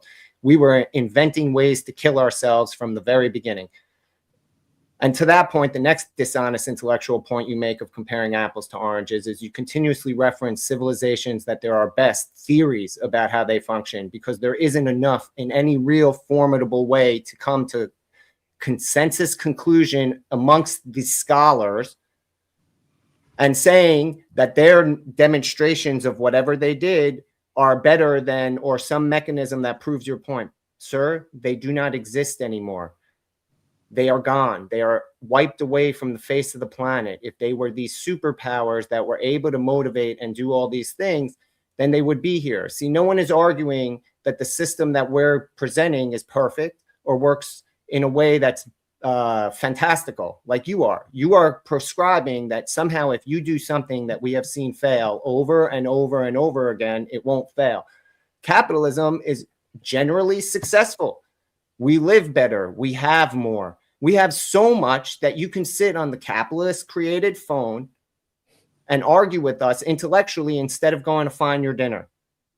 That's a key element of capitalism, is that more poor people live better, that the bottom of society has more than it ever had before. My wife is a survivor of communism, the horror stories of what it is to live in those nations. Okay? And you want to disregard that. These are intellectual fallacies that you are presenting by trying to compare apples and oranges all night to us. When we present you the apples to apples argument, you swipe it aside saying, well, I'll do it better. Yes, he is right. Isaiah is right. You have presented it very eloquently. I would like to respond on those points. I'm landing right here, sir. But in the end, you are just saying that when you do it, you won't fail like these places before you fail. You present no method in how yours is any different than their mentality going in. And I land my plane. So a few things. The first is that, I can give you the text of many scholars. I talked about Sheikh Anta Diop, John G. Jackson. I can give you Willis Huggins. I can, these are scholars who the claims they make to other historians, regardless of race or perspective, are that are unrefuted, right? Because many of the claims that I'm making about ancient civilization, 2,000 years before Europeans were smelting steel, right? In modern day Tanzania, there is evidence of semiconductor technology smelting steel at higher temperatures before Europeans were doing it. Right. That is not a thing that's speculation. You can read the archaeological evidence of these different things. Now, you cannot believe it, and that's fine. That's okay. Graham Hancock also says that there's super race that lived on the planet. Do you assign to his assessment? I'm sorry, like you're quoting pseudoscience at me. This is not generally accepted scholarly. You are making YouTube channels be scholarly input, sir. Get me a university paper that backs you. Find me someone that has credibility that isn't saying "cause I said so." All right. I mean, if there was something, the whole world would be looking for that technology full force to get rich off of it. Well, let me ask Dave on this. Basically, the Wakanda argument. That's what he's making. Let me ask Dave on this. Who built the pyramids? Hold on. Who built the pyramids? Was it aliens or someone else? The ancient Egyptians. Okay. So have we been able to? And those technologies haven't been able to be replicated by modern engineering. Because of the engineering expertise. And many of the pyramid structures you see in Egypt, you see them in the kind of the places where the Mayans and Aztecs were, because there was collaboration and cultural exchange between the ancient Egyptians and Africans. That's the only way you can build up without modern technology. Dude, science has explained this for over 100 years. Like, this is uncontested fact. They have proven it. That is geometric shape you can build in without modern technology. There is no proof of that. You're trying to quote like that's not true. That just isn't true. I am quoting found a picture that looks like a boat. That's not science, sir. That's not history. It is. I've heard let's bring it back. I want to ask Dave on this. Scholar says that pseudoscience. Let me ask this. Semiconductors in any meaningful fashion that scientists are now forced to examine it. They haven't presented any evidence that has moved the needle to make capitalism want to invest in it. If this was real, people would be going for that technology. They would be looking for the way to make prehistoric semiconductors so that NVIDIA doesn't own the market. But the problem, what are you talking about? But the problem is, if I can finish what I'm saying, the problem is that for many people, their lack of knowledge about these societies, and many of the scholars that I'm referring to, many of them are white. So many of them are white scholars who had no incentive on making these arguments, right, back in the 19th century. And so many of them making many of these discoveries, the reason that people aren't going for it is similar to the way that you comported yourself when I've raised these points, which is that you've internalized a historical narrative about civilization where Africans could not possibly have developed these advanced technologies. No, I don't think anybody's saying that. No one's trying to diminish Africa. What I am saying is pseudoscience when I'm quoting scholars who are of the highest rank. Mario Bailey. Civilizations on the continent of Africa thousands of years before there were any advancements anywhere on Earth. That's his claim. I know what he's talking about. He's also claiming that when he says Egyptians, he means a black Pan-African people, not an Arabic people like Egypt claims they are, even before the Arab conquest. Right, the Egyptians came from the south. You are. When you say Egypt, you're not saying black people. You're not trying to take. No, I am saying that. I am saying that the Nubians. This is what I am talking about. He is talking about. Hold on, one mic, guys. One mic. No, I just keep getting interrupted. And scholarly light. This has, dude, you talk about blacks sailing the ocean everywhere. It's based on a picture they claim is from the time of Mansa Musa that they said is like, dude, I know these arguments. I hear them daily. I hear them from all the Have you read Ivan Van Sertima, They Came Before Columbus? Up on CT's panel, man. And they all present this evidence over and over. And a basic search with anything disproves all of it. Over and over, where are these massive civilizations today? You know what? Rome built roads. You know we can't replicate that technology. So let me ask Dayvon, why did these civilizations fail, and why? Because this is kind of like the point, right?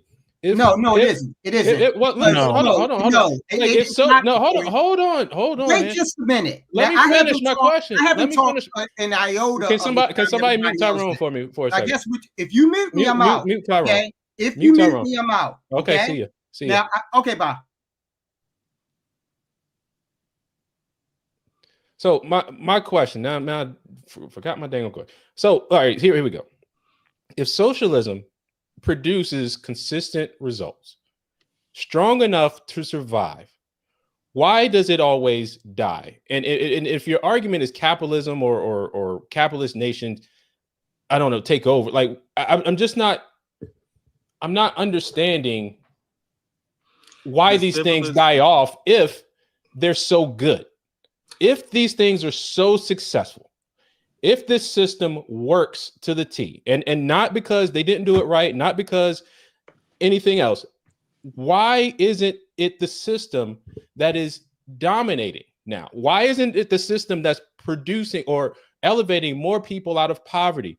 Why isn't it the system that creates more independence and the things that you talk about, self-sufficiency, self-reliance, economic independence, which I'm a big believer of, why is it not the system that's dominating the world, the globe, because of its merits, not by force?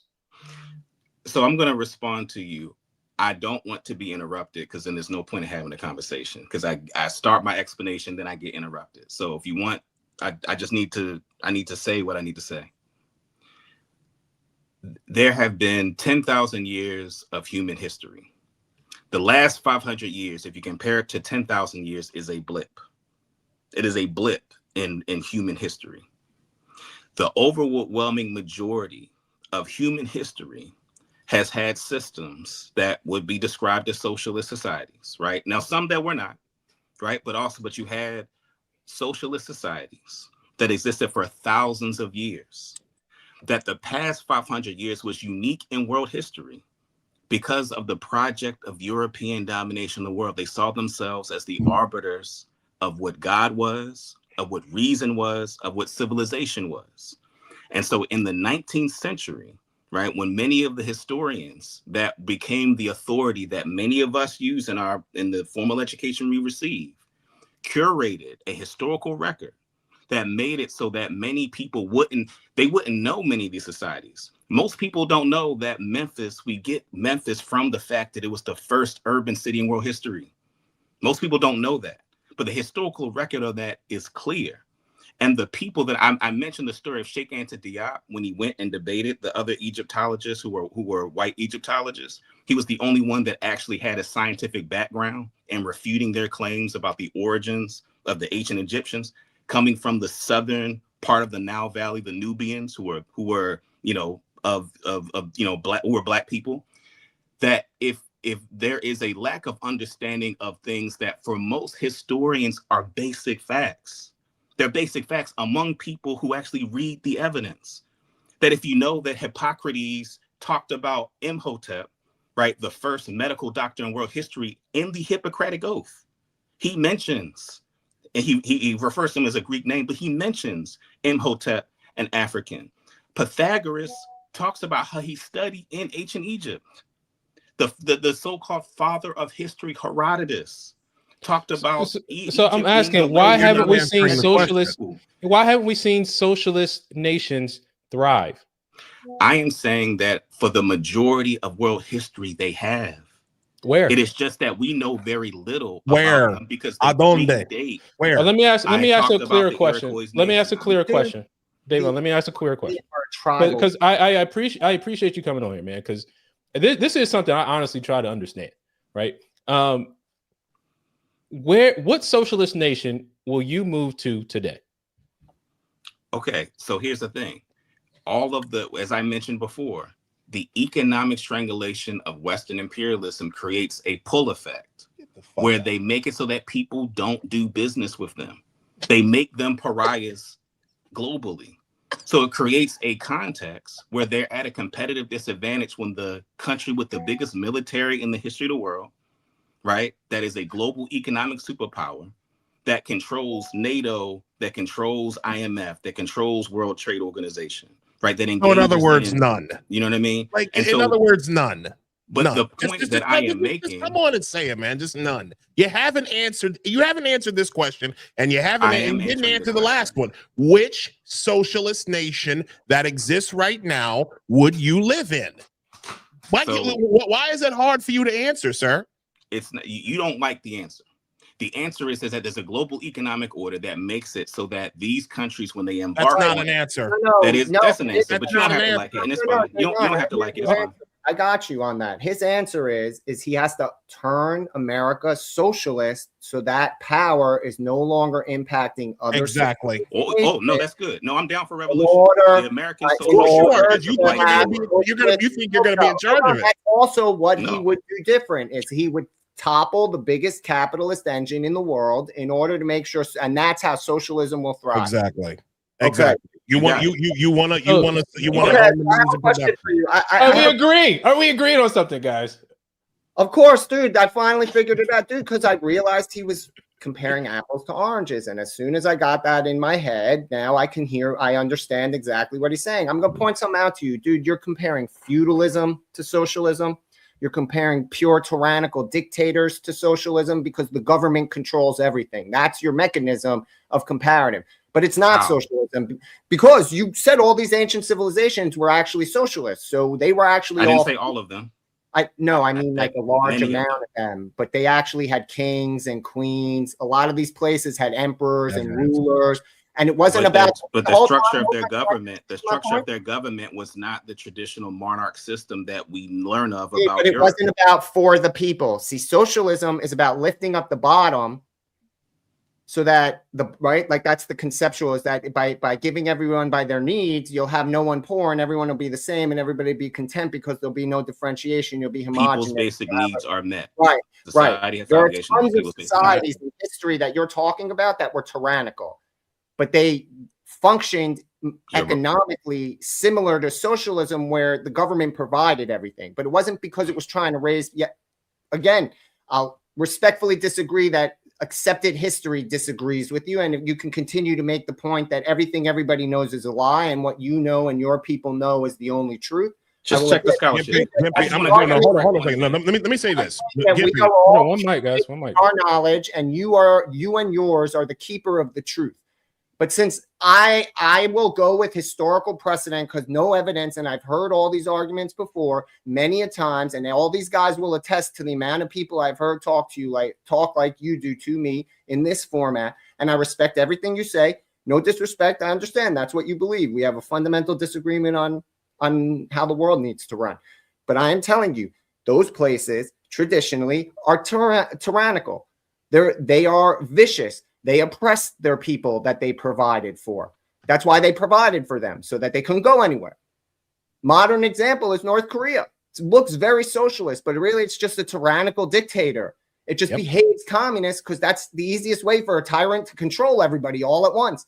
It works out really well that an evil person can use socialism to oppress everyone. So I just want to point something out. Hold on. No, I'm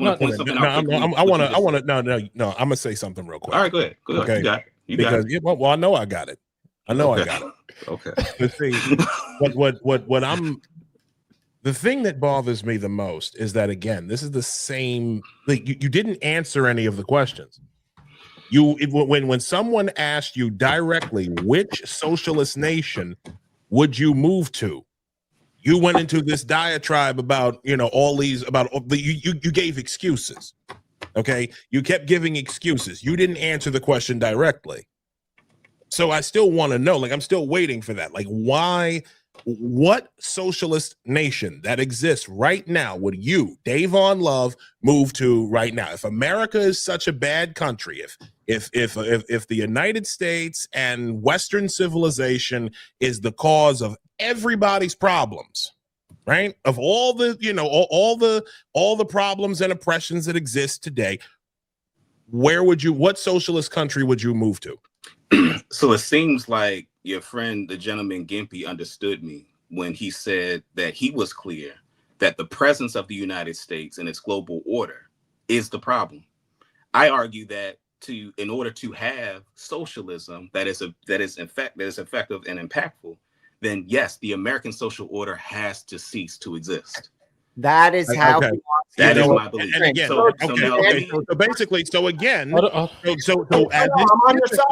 I'm saying you answered his question by saying that. That's what he wants to do different than every other. He wants to turn the United States into a socialist country, which is what all of these different factions want to do. It's what they live here inside our country. You asked him, look, you asked a very specific, and I'm not on his side with this. I'm just pointing out he's very forthright.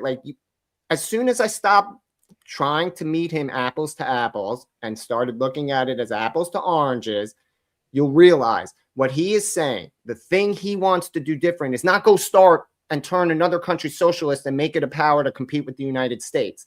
What I want to do different, that's what they're all saying, is basically what he's saying. Is the different thing is they're going to topple us, and he thinks the global economy churns on and that they can recoup and everything works out hunky-dory. There's a communism ending, and I mean communism in the sense of utopia. I don't really believe. So let me ask this. No different, but that's no different than every other socialists. It's like if we just get rid of America, if we just get rid of Western civilization, that's his honest answer. That's So his that isn't honest. But here's the thing. But honestly, no, that makes you my enemy, sir. Cool.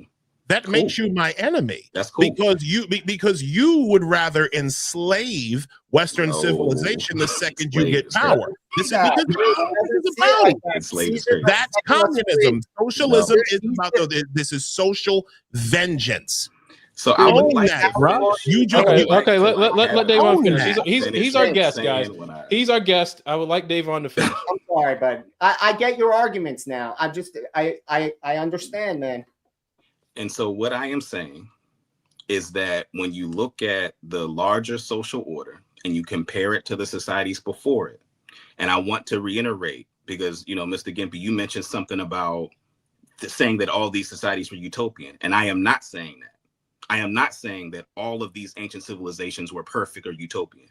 I am saying that those societies have a better record in terms of human brutality and degradation than the society over the past 500 years.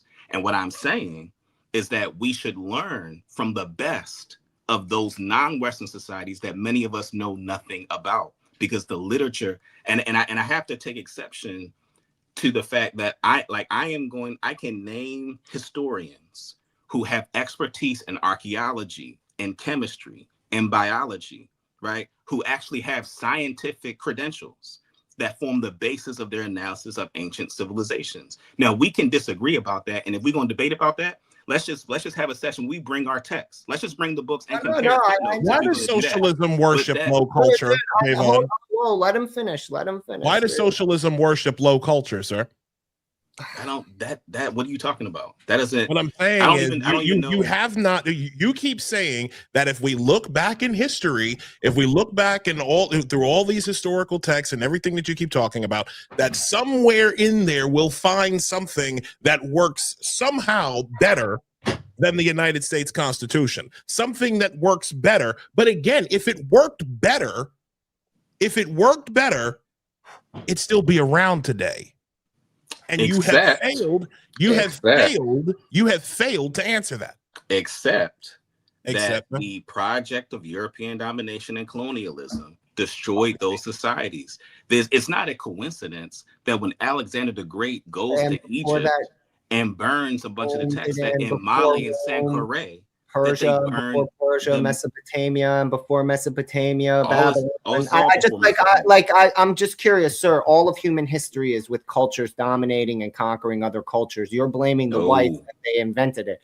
I think that's an overgeneralization. Persia tried to make itself. Persia marched into Europe, my friend. Every world leader who has had a set of testicles has wanted it all. You're playing this game like white people invented conquering. We just called it our God, and I don't even mean we, but I'm saying European whites is mixed. Very specific. So shout out to Kung Fu CJ with the $5 super chat. I'm saying human history Dayvon, is mixed. the U.S. will never be socialist. Get over it and go to Cuba. That's cool. I'm saying human history is mixed, and I'm saying that we should learn from the best of. I just because you said something about books and experts and everything, and I'm not knocking you, but all these people who claim to be experts, we sat for 3 years listening to them advise us lies about medical that pretty much the whole world agrees that these people told us whatever they were paid to tell us, no matter what their expertise was or whatever it was, whatever got them clicks, likes in front of them. Who are you talking about? Medical professionals during the period of 2018 through 2022. You have to be careful what you say on YouTube. Right? Many people who were certified, degreed in positions of power and leadership lied for profit. People who were influencers, who were thought leaders, who were community organizers, lied for gain. Governments, nations oppressed their people, forced medical intervention without consent on their people, right? And all these people were experts, correct? And certified and the best in their field. Again, saying that just because they're certified and they're best in their field does not make their work truth. I'm not saying your guys are untrue. I'm just saying currently they are laughed at by most of their communities. The people that I'm talking about are not the people you're talking about. I know the guys that you're talking. I've heard these. The guy you're talking about specifically, he did not prove they were Meladin. He just proved The Who are you one talking the about? scientist that is also an Sheikh Anta Diop. Egyptologist. Have you read the notes of the UNESCO conference when he debated the Egyptologists? Yeah, I didn't. Unfortunately, I had it presented to me live on stream in ad nauseum by a bunch of proclaimed Pan-Africans on a stream. So I've heard it all repetitiously. And I'm telling you, dude, the general consensus when they heard what it says, it didn't disprove anything. It throws into question that maybe we don't know how to actually genetically test things properly from ancient times. The same way we now ask if carbon dating is as accurate as we think it is. But there is no consensus that this small band of Egyptologists is right. On top of the fact you talked about them being more civilized, they practiced in your own Egyptologists, practiced in human sacrifice. These civilizations, they murdered people for ritualistic religious beliefs. They slaughtered whole nations based on their gods. These people, but they didn't have the ability to press a button and wipe out 40,000 people. So again, this is why it's an apples to oranges thing, because they didn't have the technology to be destructive, like the European technological advancement motivated by their conquering and colonizing, which was not their invention. Rome thought they invented it before it. Before them, the Persians thought they invented it. The Greeks thought, the Babylonians, the Mesopotamians. Hell, my people tried to conquer a bunch of the world under Solomon. Every leader and that's why I asked the question. And that's why I asked the question why. And that's why I asked the question of why socialism, or why does socialism worship low culture? It's like you're asking people again to seek things that didn't work, that would not work, and it's like, but yet you want us to just try it. You have this exasperation, like if only we would just listen and try to do something old and outdated. It's like, but yet you call Western civilization old and outdated. I don't get you people. No, it's not old and outdated. So here's what I'm saying. A couple of things. One, if we want to have a discussion about the historical record, we can set up a time where we just compare scholars' footnotes, the evidence that backs what they say. That's something that can't be resolved right now. I'm gonna quote scholars that are credible and whose evidence is back, whatever. But on the point about the kinds of destruction that societies in this civilization are capable of, the question we should ask ourselves is, what does it say about a culture that has perfected the ability of engaging in human devastation? That is a question about the cultural ethos of modern civilization that we should have some questions and some concerns about. Well, to the point that was made, I'm gonna respond to the brother. Let me respond to the brother. To the point that was made about like low culture and going back, history is not linear, right? There are times when there's people make progress. There are certain societies that might be more advanced in one area than another. And what I am saying is that we should rigorously study these societies, take the best from them. So the gentleman mentioned something about like human sacrifices. Yeah, there were some societies that did that, but there were many ancient societies that did not do that. Yes, there were some societies that had centralized power and monarchies in the way that we have been socialized to learn about them in Europe. But there were also examples of configurations of societies that had kings where the kings didn't have absolute power. And so we should study rigorously these different ways that societies have been organized and have a real discussion about then what is the vision for how we organize our society. And what I argue is that over the past 500 years, the enterprise of European domination of the world has been responsible for many of the major atrocities in world history. And it has created a context where America is a global superpower because of the genocide of the indigenous people, because of the economic inertia. So you're going in circles again. So what I feel like is this, right? Let me respond to this, Dayvon, because I do feel like you're advocating for the U.S. Constitution. Like it is a system that he's evaluated systems of across the world that has noticed the positives, the negatives of each. When you talked about just now a king, or a king with limited power. I mean, that is how our three branches of government are set up. We don't have a king. We fought to get away from the king.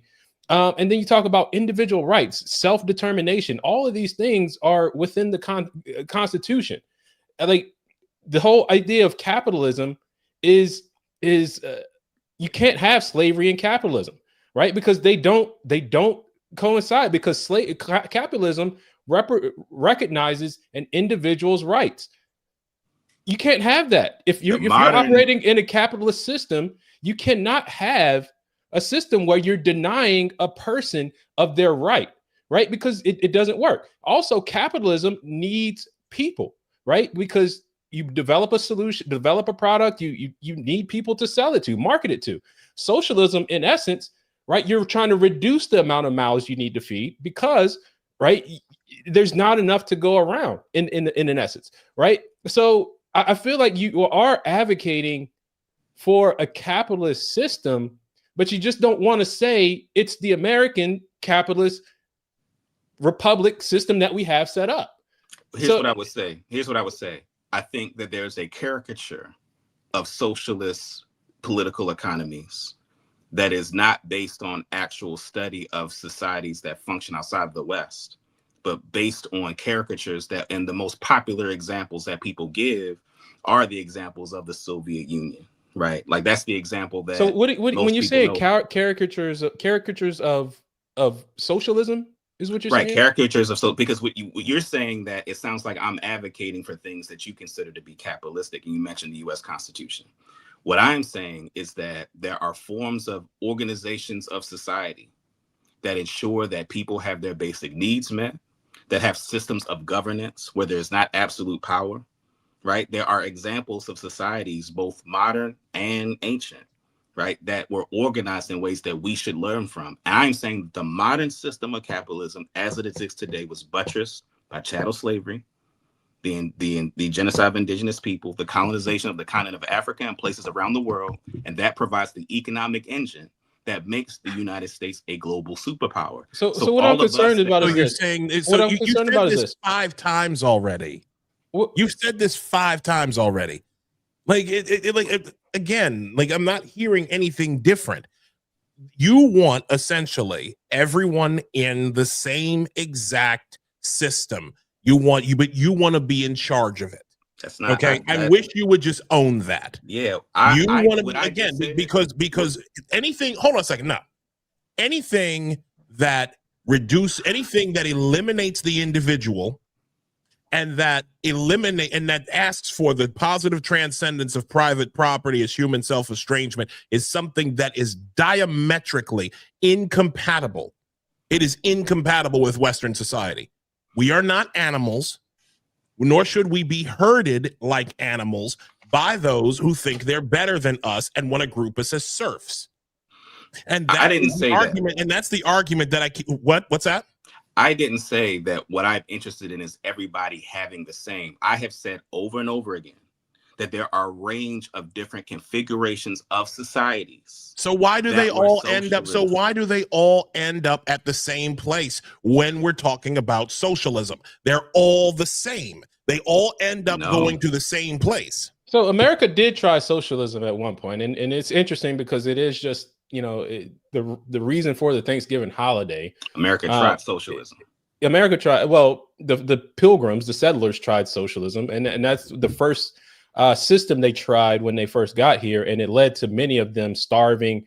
And I think over half of the Pilgrims died because what they did was they said, we all worked the land together, we all put it into the centralized pot, and what it led to was people were unincentivized or disincentivized to work. It led to starvation, all that stuff. As soon as people were given the right to work their land and keep the fruits of their labor, that's when we represented abundance, right? Because again, in a capitalist system or free market system, you still need other people.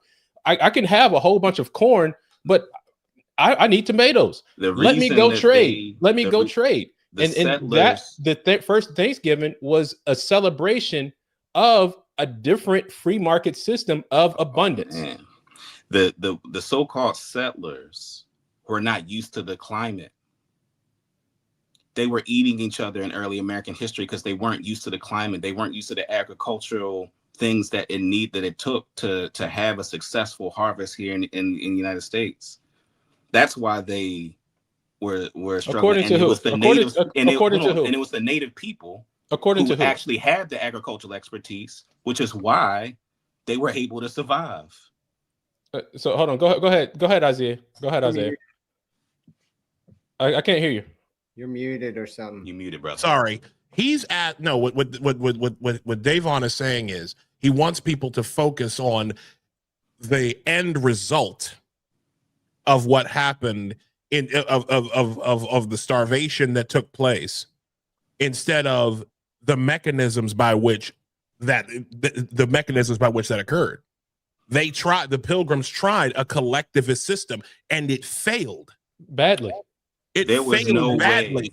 And you're saying that, well, there was cannibalism and people were starving. Yeah, well, how the hell did they get there? We're all working like kibbutz, and that's why they didn't know how to manage the land. Dude, they came from a worse climate. They didn't know. And so the indigenous people showed them. From a worse climate. You are in, like, this is what I mean. No, I'm saying that they were not familiar. They were not used to operating in the American 250 years of history, 400 years of history. Like, dude, this is what I'm saying. You are telling, your basis of your argument is that I know the people who know the truth. And despite the fact that you think you know the truth, no, me and these people know the truth. Everything you know and has been taught isn't true because white people have been doing this to oppress you. Let me point out something. Since the foundation of this country, rights have been becoming progressively better. This is the only nation on earth where people have technically become freer as time has gone on. Okay, there are no standing nations that have the progress we do. We have progressive nations, but no one has inalienable rights like we do. This is the only country on earth that you are actually guaranteed your voice, your self-defense, your right to the property, and somehow all the things we do wrong, I agree with you. I'll give you that. We do wrong, sure. No nation got it right, but we're still standing and we're still evolving in the direction of progress. But your argument is destroy all that because some nation that was literally murdering everybody so that they can stay in power and keep this failing system in place is more important. So shout out to Kung Fu CJ with the $5 super chat. Mr. Love, do you know the settlers tried socialism and didn't work then? The average age of men was 35 years of age. Appreciate you, Kung Fu CJ. Yeah, go ahead, respond to Gimpy, Dayvon. Yeah, I mean, I think the reading mainstream historiography would read the early settlers as practicing socialism and reading that as a rationale for why it doesn't work. Given that's not mainstream reading of history though. It is, but it's not. We'll disagree on that. But the larger point that I want to make is that what I am offering, and I think a big part of this conversation, we've talked a lot about history. What I am offering is a vision of the world that is informed by a rigorous engagement of other societies and rigorously engaging how their systems were organized as a way to analyze the existing one. No. Now we can have. No. Listen. Hold on. The answer is no. Hold on. Let him finish. No, I reject that. No. Why? Why? I do. Listen. I do feel like we've done that. I do feel like we've done that with the founding of this country, though. We've done. Who's done what with the founding of the country? The founding fathers analyzed the civilizations that existed before us, figured out what worked and what didn't, what ended in destruction, what didn't. They knew the different languages. They had rationale of different context from different countries, different languages, different cultures, different societies, seen them rise and fall, and we created what's known as the U.S. Constitution to address all of those things. So and again, even in creating this document, right? It recognizes that it's not perfect. Right? Because as humans, we are imperfect beings. But even in that, it says we're striving for a more perfect union. Mm-hmm. Right? So it's not saying we need to destroy this and tear it down or build another society, because every civilization that you've referenced, the founding fathers talked about them too.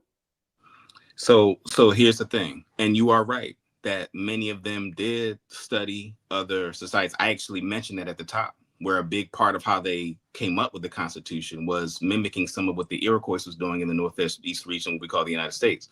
So many of them did study those. Here is the difference between what you're saying and what I'm saying. The difference is that they structured the owner class settlers organized a polity that would benefit them and their peers. they structured the system in a way that would benefit them and their peers, and that the rights of those that weren't them were rights that had to be amended onto the Constitution, because the Constitution itself did not contemplate. The Constitution is a pro-slavery document because the 3/5 compromise, not that the 3/5 and saying enslaved people were 3/5 of a human being makes it pro-slavery, but that the 3/5 was a compromise with the slave-owning South in order to ensure that the South had equitable political power in the United States government, makes it a pro-slavery document. And that was a part of how they wrote it. It wasn't. I think Frederick Douglass would vehemently disagree with that. No, Yeah. he would agree with me. No, this is a CT. No, dude. because your system of thinking is accursed. Right? You're talking about over 150 years ago, we corrected people being slaves in this country. And then, was it 70 years ago? I didn't get a chance to. Yeah, I didn't get a chance to finish. Almost 60 years ago, Of course. we corrected people not having balanced rights in this country. Again, you have to reach back to a time that no longer exists to justify your destruction of the United States today. You keep making points about its history that have directly been accounted because many Americans agreed with you from the very inception of this country, from women getting rights, suffragette, to civil rights for blacks in the 60s, to gay marriage now. Whether I agree with all those decisions or not, or everyone agrees with them, this country has made it its interest, based on what logic had said, is that the founding fathers knew they'd make mistakes, knew that political compromise would have to occur, and that later generations would have to learn the lessons. The only living, breathing document that exists in a manner like this is the United States Constitution. The United States Constitution empowers every citizen to become the landowner. Every individual. There are no obstacles. There's no redlining. There's no Jim Crow. You're old enough to maybe remember that, like, people talked about protesting in the 70s, as you referenced earlier about your education from people who were activists and revolutionaries during the 70s in Pan-Africanism that you mentioned earlier.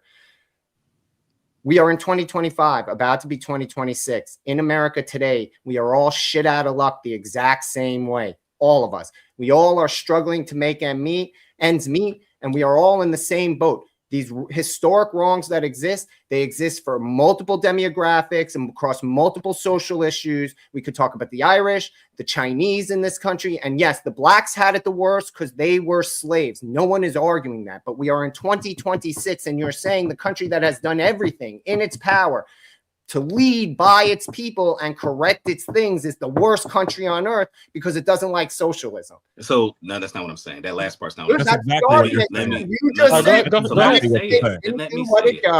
him speak. Let him speak. To impede so socialism. A country that commits genocide and enslavement does not get credit for stopping doing it, especially when what the country did was accumulate wealth and resources and power that was the basis of that genocide and that enslavement. So vengeance. So name a country. Hold on. No, I'm gonna blow that up every single time because that's all it is. Let me finish saying. Hold on, but Dayvon, you never went through. Dayvon, I want you to finish your point. Directly affect you, Dayvon. Dayvon, how does slavery? One mic, please, gentlemen. One mic, please. One mic, please. Dayvon, I want you to finish your point, but I do want to ask, what country has not experienced this? What country has not had slavery or been, had these particular ills that you talk about? You're saying that America was founded upon this wrong. Like, I guess you're a supporter of 1619 Project and what that preaches. But there's an original sin. What nation or what country does not have a terrible past that you'd be willing to say this is a shining example of what socialism or whatever could be? So I want to finish my point, and if I am interrupted, then I'm just going to assume folks don't want to have a conversation because I've not interrupted anybody. So I would like to make my point just as everyone else has had the opportunity to. So the point that I am making as it relates to enslavement and genocide in the United States is that there have been forms of indentured servitude, slavery, people being taken prisoners of war. American chattel slavery was not just about the denigration of African people. It was literally an attempt to wipe African people off the face of the earth historically and culturally. That is how you get the Negro. You take all these other cultures. People weren't able to practice their language, able to practice our cosmology, right? Forced to forget, to disparage, to see Africa as inferior. And the kind of brutality, right? The nature of the kind of brutality, right? Whether it's women having their wombs cut open, right? Like all of these things are examples of the kind of brutality that is unique to the United States. And so that formed the basis and the reason why it's important, the question of, well, other countries have done it, because it is American and chattel slavery and genocide of the indigenous people that formed the basis of the economic inertia that made America a global superpower. So that's why it is relevant today. That is why our society is structured in the way it is today. And let me just say this last thing so I can finish my point, which is that what I argue is that a people is responsible for ensuring its future. It is responsible for organizing itself on the basis of being able to make a future for itself and its people. And what I am saying is that what justice looks like, I saw the gentleman talk about like social vengeance. What I am saying is that America is a blight on the world. And what I am saying is that I want for people of African descent is for us to be organized so sufficiently that we can navigate the society from a position of strength and power. We're not reliant on a regime that denigrates the humanity of our people globally and keeps afloat this global system that exploits people of African descent and working class people all across the globe. That is what I am advocating for. And that is distinct from the United States in the way that it articulates its vision. So I want to say this, man, because we really got to get out of here. This is from my friend Klassen Bernard. He's an author. He wrote a book called Outcast. He's also a two-time Olympian. He's down in Louisiana, I think he is. He said the recognition of individual rights is the key to capitalism. It recognizes an objective good and a moral lawgiver as the standard of all rights. It forces men to strive for this on an individual basis. Only the individual can decide what is valuable to him. Man must be free to discover this value and make choices about his family and livelihood.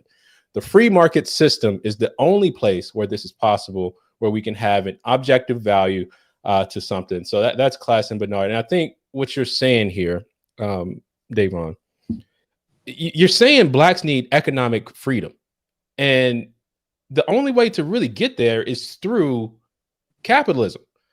It's through being able to own property, being able to own businesses, employing your community and what have you.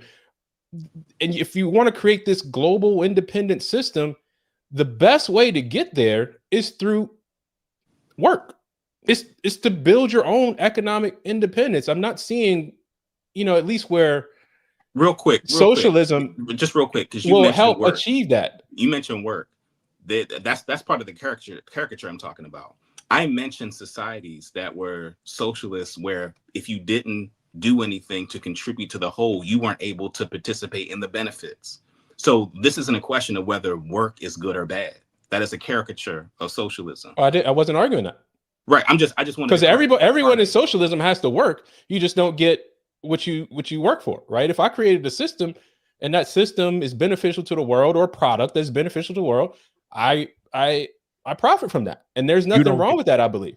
Logic. I think what you're trying to say is you don't get paid what you think you're worth. You get paid according to what the state thinks you're worth, which is always going to be next to nothing.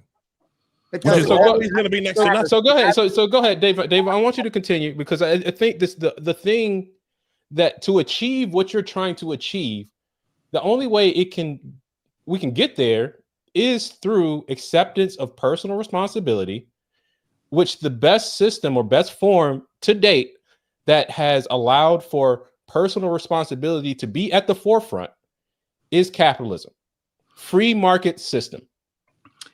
Yeah, I don't think that's true. I think that we have and yet to you exist thrive within, in a free we market enterprise have to, system. we are in a, I don't have any control over the nature of the society that I am in. So I am having to navigate a society that is struck, that I have no control over the way that it's configured. So when I articulate my vision, I'm articulating it in the context of the fact that I live in the system as it exists. We have to figure out ways to navigate it in a way that is in our interest. What I am saying is that ultimately, right, because the system as it exists requires degradation and oppression and domination. How? It is And if structured. everybody just did what I want them to, if everyone Yeah, I didn't just say that, acted but you keep right, doing that. I didn't say then that. maybe then But then the world would be perfect. That's the typical That's not what I'm socialist saying. argument. What I am saying is that the people in the United States benefit from the luxuries that come as a result of centuries of economic dispossession. Yeah, you're that part folks of that. are continuing to benefit from that. So, Right. so what I am Including you. saying is Name me that, a right, society you're in correct, history. including me. Name me a That's right. society in history that expanded its borders from its original city-state that doesn't have the same sin. Name me one. That's great right there. What I am saying, in fact, I was just reading earlier about one of the differences between the city-state structure of Greek society and the territorial state of many ancient African civilizations is that they were big societies that had a combination of urban and rural living that was in many ways more harmonious than we see in modern civilization, right? And so a big part of many of them was they didn't want to expand. Now some did, and there were some empires. Again, but there were many of them that did not want to expand. Mansa Musa didn't try to expand. Like, dude, I just said that there were some who did. You're picking. I just said there you're were some who picking did societies that started out and through. Dude, no one agreed to the dude who made up the idea because he didn't have the force to enforce it, right? You're saying that all of these people all of a sudden got along, kumbaya, people from different areas. Yeah, right. Someone used force somewhere at some point to start the conversation because that is a mechanic of the universe.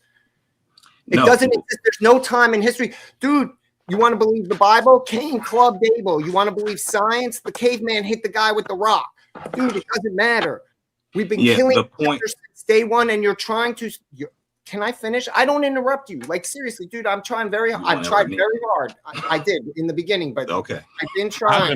I've interrupted you more than Gimpy has. And I'm gonna own that. I'm just trying to point out to you, you make a false logic in your argument, and then you dismiss us when we're trying to restabilize that metric. The United States has made more progress towards human rights and civilization in the 250 years that it has existed than any other nation on earth. 1. 2, very simply put, you are making it some sort of white ethnicity argument, racial whatever, that conquering, slavery, profiting off of victory is their invention, and the United States is the first country to do that. Then you also skip over the part to get to the part where United States is a superpower, that without the Second World War and all of Europe being turned to rubble, the United States doesn't become a superpower. That had nothing to do with the U.S. In fact, the U.S. did everything in its fucking power to stay out of that war for as long as humanly possible. Okay? So you are drawing all this and then saying U.S. bad, but you don't give it credit. It can never atone for a sin every nation on earth has ever had. It can never be better, no matter how much progress it makes. Everyone it helps doesn't matter because people got hurt. But no one doesn't get hurt. Even though you don't want to talk about the systems that have tried the mentality you're trying to use because you're saying you'll do it differently, the living, breathing examples that we have of people trying to do it differently all end up in the same sort of bucket. But you disregard that as well. And somehow I don't disregard it. Seriously, I disagree with you. Man. That's where it falls short is we're showing you with evidence in your life that you're like, I can't control the system you live in. You should be thankful because if you lived in China, you'd have a social credit system. If you lived in UK, you wouldn't be able to talk about half the stuff we say on here. I mean, it's only because you were born here in America, you can question America. No, quick question, Dave. Are you Christian? No. Okay. Do you have any faith? Do you have a faith or anything? I would say I'm spiritual. Constantly trying. Your God is the state, of course. Hold on. Let him finish. Yeah. See, you know what I mean? It's like I came on being respectful. We disagree. I haven't called anybody out their name. I haven't been rude to anybody on the screen. I've been the most polite person on this podcast. I come with a perspective that is well researched. Good for you. You can disagree. You can have differences of opinion. That's killed almost 200 million people in 100 and some years. So you say, why would I be respectful of that? Why would I be? Hold on a second. Why would I be respectful of you as an American? You were born here. You were raised here. If you don't want to be respectful to me, no, stop. You benefited under a free market economy. You benefited under things being the way that they are, and yet the second you went to school, the second you went to a Western university, you acquired critical consciousness, and now you just fuck America all day long. Fuck the soil I was born in. That's disgusting to me. All because you're entitled to that. All because you have this crazy notion that if only we just did things according to Karl Marx, we just did this one thing according to a guy that abused everyone in his path, was a bum, didn't work, didn't wash, didn't do anything. He spent everyone else's money better than anything else. And yet here you are telling us that we should somehow just acquiesce to this foolishness. I'm not telling you to acquiesce that we hear all the time. I'm not telling you to acquiesce to nothing. Again, you haven't said anything different. Okay, that's fine. I haven't told you to acquiesce to anything. I think this conversation is running course. I've been super respectful. America is the settler. Here we go. Responsible for the genocide and enslavement and misuse of billions of people around the world. But I choose to respect people. But again, every communist system, the communist systems over the last 150 years has killed almost 200 million people. And your response to that is, capitalism has people dying in the streets. Okay, and meanwhile y'all are trying to force a system that does not work, that is fundamentally incompatible with human nature, and because you're saying, that this right here, real socialism has never been tried, you decide that's what you've been saying all night, sir. That's not what I said. That is exactly what you've been saying. That is all right, guys. People can look at it. So look, Giovanni, I appreciate the invitation. Yeah, we gotta have you back on, man.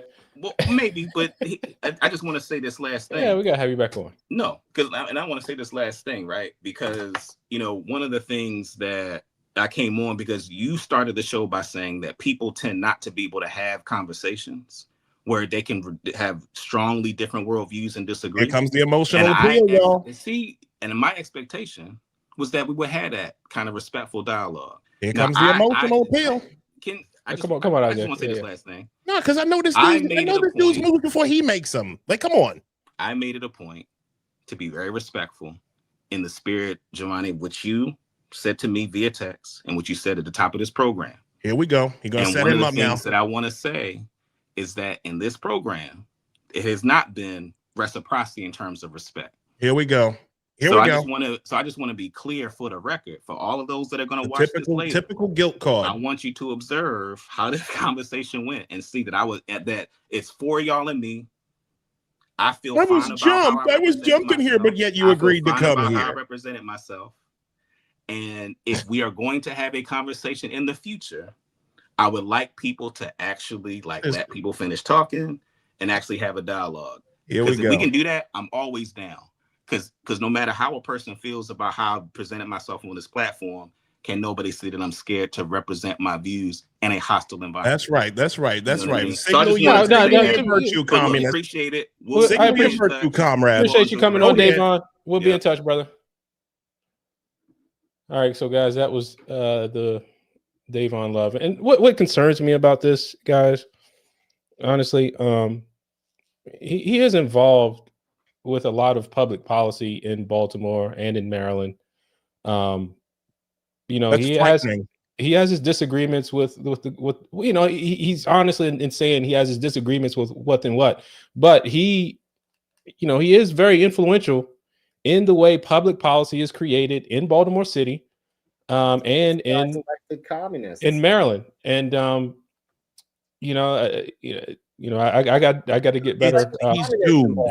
I got to get better at my Maryland debate is skills. doomed. But I will say this: I often say Baltimore is America's first communist city. There's a lot of government dependence. There's a lot of handouts given. There's a lot of the middle class has all been eliminated. You either have very wealthy, you're thinking about the White L, that Roland Park and kind of middle of the city, wealthy area that is subsidizing the rest of the city, and it's done so in an effort to keep those people out, keep poor people out. But it's also reinforced by a lot of socialist communist policy. And I think it's important to kind of see, you know, the views. And I forgive me, guys, for not moderating the discussion as well as I could have. And it's, you know, speaking to the audience, but I think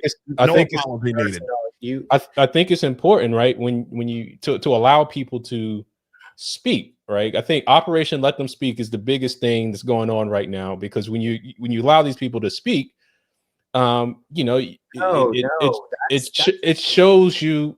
I think a lot of people can make rational decisions on their own. Sorry, the masses are stupid. They're toasters. I don't. I mean, they may be, but there's somebody that'll wake up. You know how I know I'm right?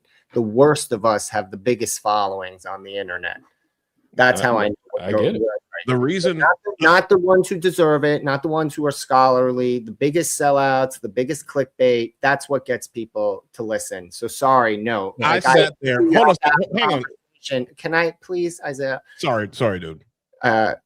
You have to have a conversation. But the fact is that, like, this, I get where Isaiah's frustration comes from.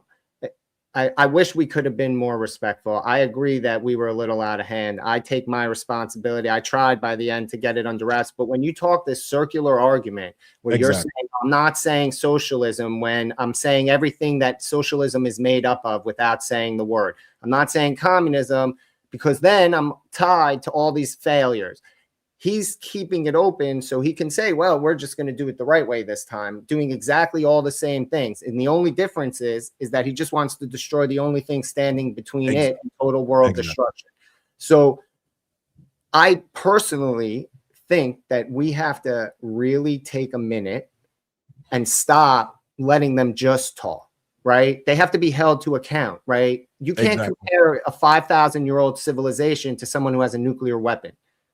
You can't compare what we do. It's like saying, oh, if George Washington was today, he'd hate what the country. Of course he was. He didn't have to make all the decisions and compromises and political maneuvering between now and then. And he has no idea why what he envisioned then to be now isn't happening.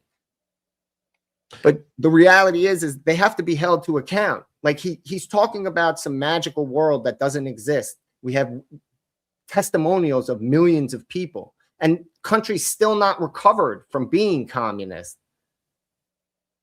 I'm sorry. He kept saying Venezuela. They eat their pets there, folks. They starve in the streets. I thought that was a terrible example. That was a horrible example. That was a horrible example of communism or socialism working. Like, you can't tell me when you're like, you mentioned it towards the beginning of the show, where Venezuela's inflation rate went from 106% or something like that to 250%. Like, that's not socialism working. The government is they were such, matter of fact, I'm going to read this real quick. I'm going to make it real fast. Before this is from Google. The AI overview. Before Hugo Chavez took power in 1998, Venezuela's economy was heavily dependent on oil, and despite great periods of wealth, experienced a significant downturn after a peak in the 1970s. By the time of Chavez's election, the economy was already weak, with high poverty, though a strong middle class and high standards of living were present from 1950 to the early 1980s. And again, you cannot tell me that an economy that goes from 106% inflation to 250%, And in industry, just one industry, oil, which was producing, as you said earlier, 3 million barrels of oil a day, and then all of a sudden go to 800,000.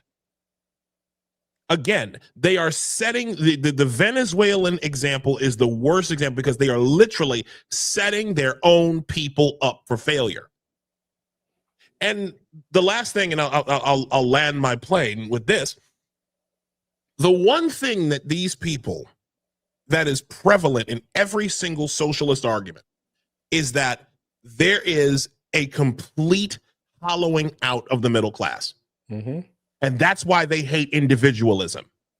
That's why they hate individualism more than anything else. That's why they hate private property ownership, whether it's cars or houses. They are their war, their greatest war, is against individualism, because if the individual is protected, if the individual is empowered, then that means government works for the individual and not the other way around.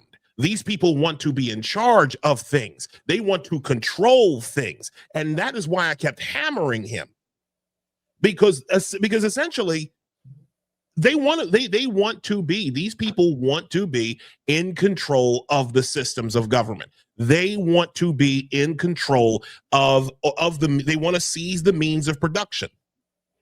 And unfortunately, in Baltimore, in Maryland, and in New York City, they've got it.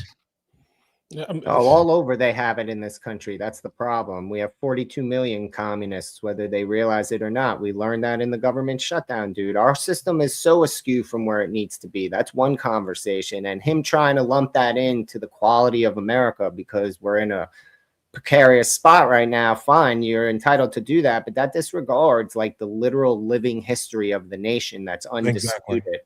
Right? Like, dude, these people, I see it all week on CT's panel. They make it's this, I can't let go of this sin in the past because this is what makes me unique. They're too identified to those sins. Man, if we can't ever get over it as a nation, we can't be a nation. Look, I'm not against saying slavery was bad, but all things have to keep moving through time. Look at what goes on now, dude. Look at how bad Jews have it because of the way and again, it's not that I'm minimizing anything, but the way we turn focal points of our victimization into things. Now look at how we get hammered for it and how we get overrun by it and taken not seriously as a result of it. The rising anti-Semitism, you hear you listen to any of the arguments, it's you did it to yourself. They blame us for our own, and we get even more angry. And we throw the card down even harder. Learn from us, people. Learn from the mistakes we're making because we're a generation or two ahead of where your guys are at right now, man. I've been listening to people dude, I've been listening to my whole life with my people, this self-identification argument and this needing to hold your past in order to make your future and shit. And all it does is keep you tied to the past. Yes, we have to remember those things. We have to memorialize them so we never forget. But you can't make today about 50, 100, 300, especially if every day since then the world is by the lead of the country you're trying to destroy, continuously trying to move away from those sins. You have to have forgiveness. And that's why I asked, a little bit about the faith too, because one of the cornerstones of a lot of faith is forgiveness. And at what point do you forgive what was going on? And I don't even know how you forgive because it never happened to you. You're benefiting. Hold on, you're muted, Gippy. But go ahead. I'm sorry. Go ahead. It's not forgive. I don't want me to be interpreted like that. It's recognizing that you have to remember it, but that's then. What have we done since then? Where are we here today? And measure today. And everybody is measuring back then. That's my point. I'm sorry. I just want exactly. I mean, because the moral standard shifts from one culture to the next for whatever for various reasons. We accept certain things now that we didn't back then. But I go ahead, Isaiah. Yeah, the last thing I'll say is that the second the second actual forgiveness enters the picture, the revolution is over. I'm gonna say that. The second, remember, communism, socialism, whatever. Socialism is a cult of vengeance.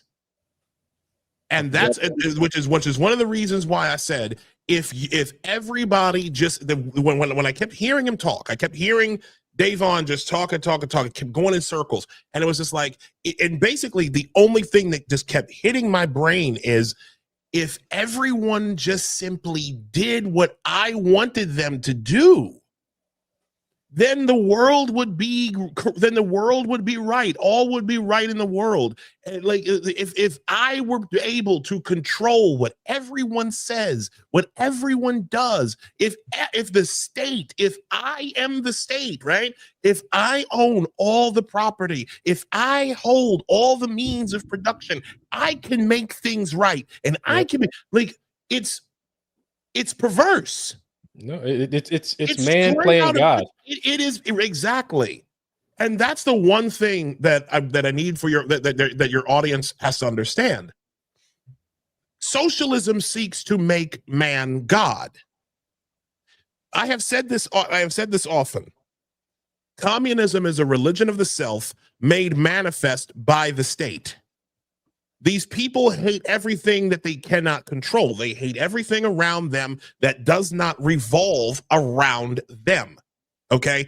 And which is why they seek they seek control in such a psychopathic level.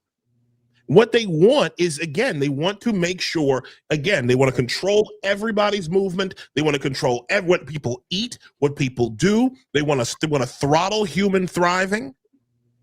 Again, socialism is war on the individual, and in any system of government, any philosophical system that you can think of, if it is opposed to or oppresses the individual, that is your enemy. Mm-hmm. Well, what I find interesting though, and he says to look at scholars, and I'll go back and try to look some of these people up, because I do want to be, I want to know, like I just want to know, but it doesn't leave the pattern of what I've already learned about how communism works and how the subversion works, right? I mean, infiltrate, like the student riots. He mentioned that. Like, that's one of the communist goals, is like form student riots, and the same thing is going on now with the Hamas. Accept it, then he would have to accept that he's not original. Right. He would have to accept that what he's saying isn't brand new. All the things that he's avoiding right. So that's my whole point. It's an apples to oranges argument. When you realize he's never going to not say those exact responses that Isaiah said he knew in advance. Look, dude, you know how well I know it? What I said became self-fulfilling prophecy from 5 seconds ago. It's going on in our chat right now. Right? Dude, they don't even realize how much they telegraph what they're going to do before they do it. The people who want to destroy. It's a revolution. They can't exist without having something to destroy. They accuse us of exactly what they are. The socialist is the person who wants to consume and conquer the most. The capitalist wants to be left alone the most, to thrive on the work of his own merit.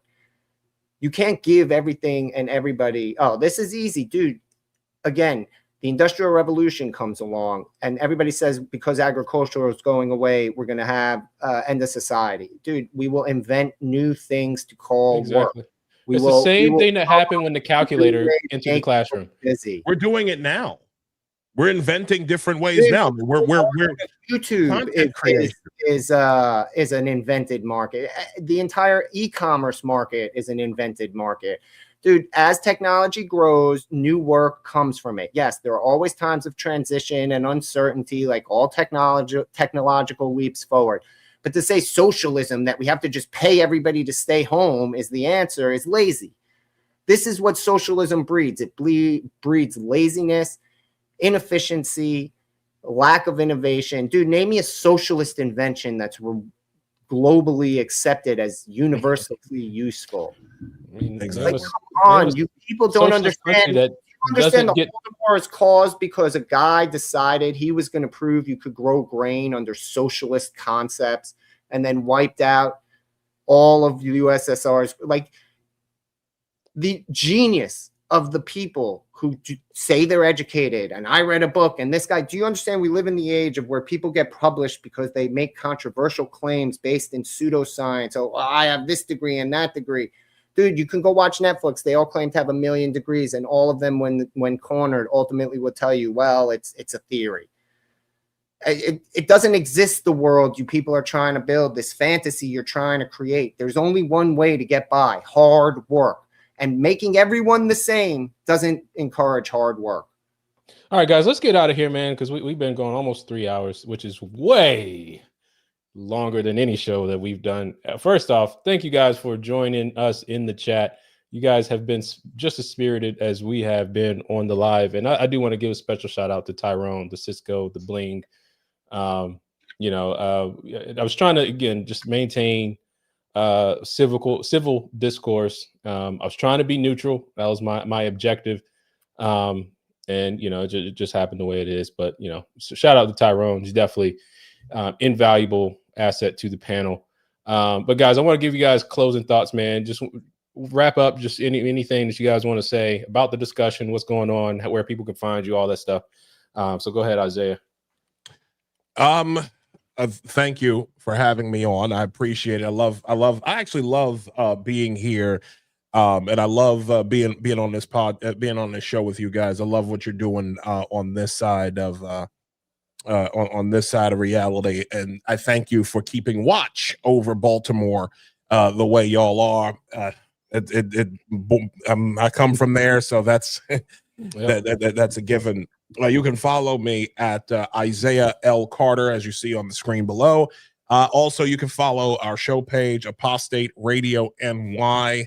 That's X. That's also our YouTube handle. You can you can check out, we're putting out back episodes right now of all of our shows, moving them from my personal YouTube to that one. The last thing I'm going to say is I am not nice to socialists. You shouldn't be nice to socialists. Socialists want to enslave you. Like, forget the flowery language. Forget the flowery, forget all of the appeals to emotion, forget all of the appeals to to social vengeance and all the to hearkening to the past. That's satanic. The devil is the great accuser. Okay, the devil always the devil accuses. The devil is the one who uses your past against you and seeks to keep you from achieving your greatness, from achieving God's purposes. What you witnessed today, ladies and gentlemen, is a prime example of why you should not be nice to or listen to socialists. You should fight socialism with all your heart, soul, mind, and strength. Communism is a pestilence that must be purged from the earth. And with that, I give thank you to you guys for having me on. So to Isaiah, make sure you take some clips for this show and respond to them on yours, because I do think we'll have enough content to close out the year if we just do response videos on this. And if anybody out there in the audience, if you guys want to do some response videos, yeah, just go ahead and do them and tag us in them. But Gimpy, go ahead, man. So first of all, in order of business, you should give Pastor Damon a mod wrench. We need a couple more mods out there. Okay. Can I do it from here? I can't do it from StreamYard. I have to do it from YouTube. Yeah, but you should give him one. He's a good mod to have. Look, I get energetic. I admit it. Sometimes I'm not the easiest guy to have a debate with because I'll cut you off. I tried really hard, man. But when he just gets to the point where he's not answering the question by design, like it's will fill apples to oranges when you're trying to hold apples to apples, I'm with Isaiah, man. McCarthy was right, dude. You have to read them out no matter. There's no skin folk is kinfolk in this battle, folks. I'm with the capitalists. This is, to quote Starship Trooper, this is a fight for the species, folks. Absolutely right. Everywhere they let the government be the ultimate god and not us. Like, we're terrible at it. Don't get it wrong. We're bad at self-governance. We could do a much better job. I don't disagree, but our record is still far better than everyone else's. Exactly. This nonsense of America did all these things in nation building all the countries that practice your will that you don't want, that you just want to dismiss, did it too, right? That's the apples to apple. And again, this is my point. You are correct. It's a vengeance because it's a cult of revolution. When the revolution is over, they revolt amongst their own. As soon as they seize power, the Pan-Africans would fight with the Islamists, would fight with the LGBT, would fight with all the groups that have bounded together. Because as soon as they're in control, then it's for who's the ultimate Politburo. Yep. Dude, nothing changes. We're humans. Last thing, and I'm sorry, that was incorrect. The what? Oh God, I forgot what I was going to say. Never mind. All right, so guys, and that's the basis of this channel. We, for the past couple of months now, our goal is to expose communism for what it is. Right? We have to bring back shame to communism because it is my belief that communism is what's destroying our communities. It creates a system of dependence that is destructive to Black communities, white communities. It's destructive to America. It creates a sense of a state where the state is God, and that's just destructive to our country, individuals, families. And again, that's what we really want to expose here. And I appreciate the discussion today, but but man, this was a tough one. But the whole point of letting them speak, I hear you guys talking about we shouldn't let them speak.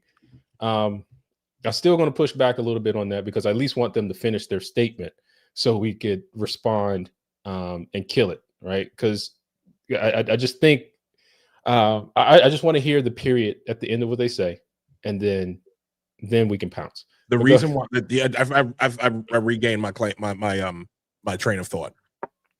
The reason what Dayvon was doing was actually filibustering. It was methodical because one thing that your audience has to understand about communism, the way in which they argue, the way in which they criticize, is in a manner that does so that announces the possibility of something different without ever saying what that different is. Mm-hmm. That's why he was filibustering. That's why he refused to answer objectively. Because again, he knows that if he answers the question objectively, he's going to lose. He loses the argument at that point. Well, I think you guys got him to say, and it came up that he wants to see the end of America. He does, yes. Which I think if we're, it took us an hour to get there, but I think objectively that's the truth that maybe wasn't apparent, at least in the beginning. No, it's all this. That's the whole thing. That's what I mean. This is okay. This is just beating a dead horse. I get it. But this is the whole point of my apples to oranges statement, right? This is what I was trying to expose is that it's all this fluffy language. It's all this and that. But if you stop thinking he's trying to have a square meet you head on and you accept that he's trying to be sneaky about something, you realize right away the key element in his argument is no matter what we say, America is bad. In every defense he made, it's anchored on the single metric, America is bad. And then he gives you various reasons to support that already pre-drawn conclusion. Yep. Once you hear that, he's only concerned with is the reason why his socialism or Marxism or whatever Pan-Africanism he's coming up with and calling it his own doesn't work is because America is capitalist. If we weren't capitalist, then the world would be a communist utopia. And that's how he thinks he's doing. Again, Isaiah, I'm not saying he is doing it different, but in his mind, he sees himself as the dude in the allegory of the cave. We are all chained, staring at shadows on the wall. And he is the one who has been outside and seen the sunlight. That's how they all view themselves, man.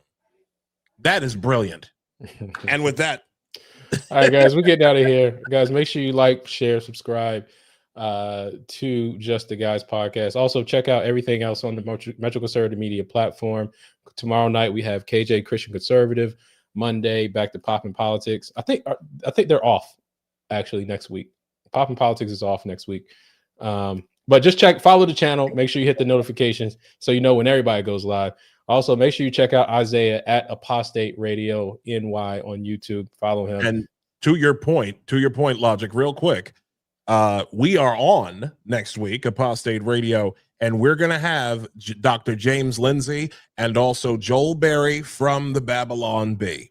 We will see you at 8 p.m. Let me know when I'm getting my invite on the show, man. Right. Hey, man. Anytime. Right. Come on. All right. Let me link to that show, man. Huh? The Joel Berry one, dude. I would love to be at that show, man. That's a good show. I can't wait to watch it, bud. All right. Thank you, guys. All right, guys. Like, share, subscribe. Hit us up. Remember, only monkeys litter. Peace.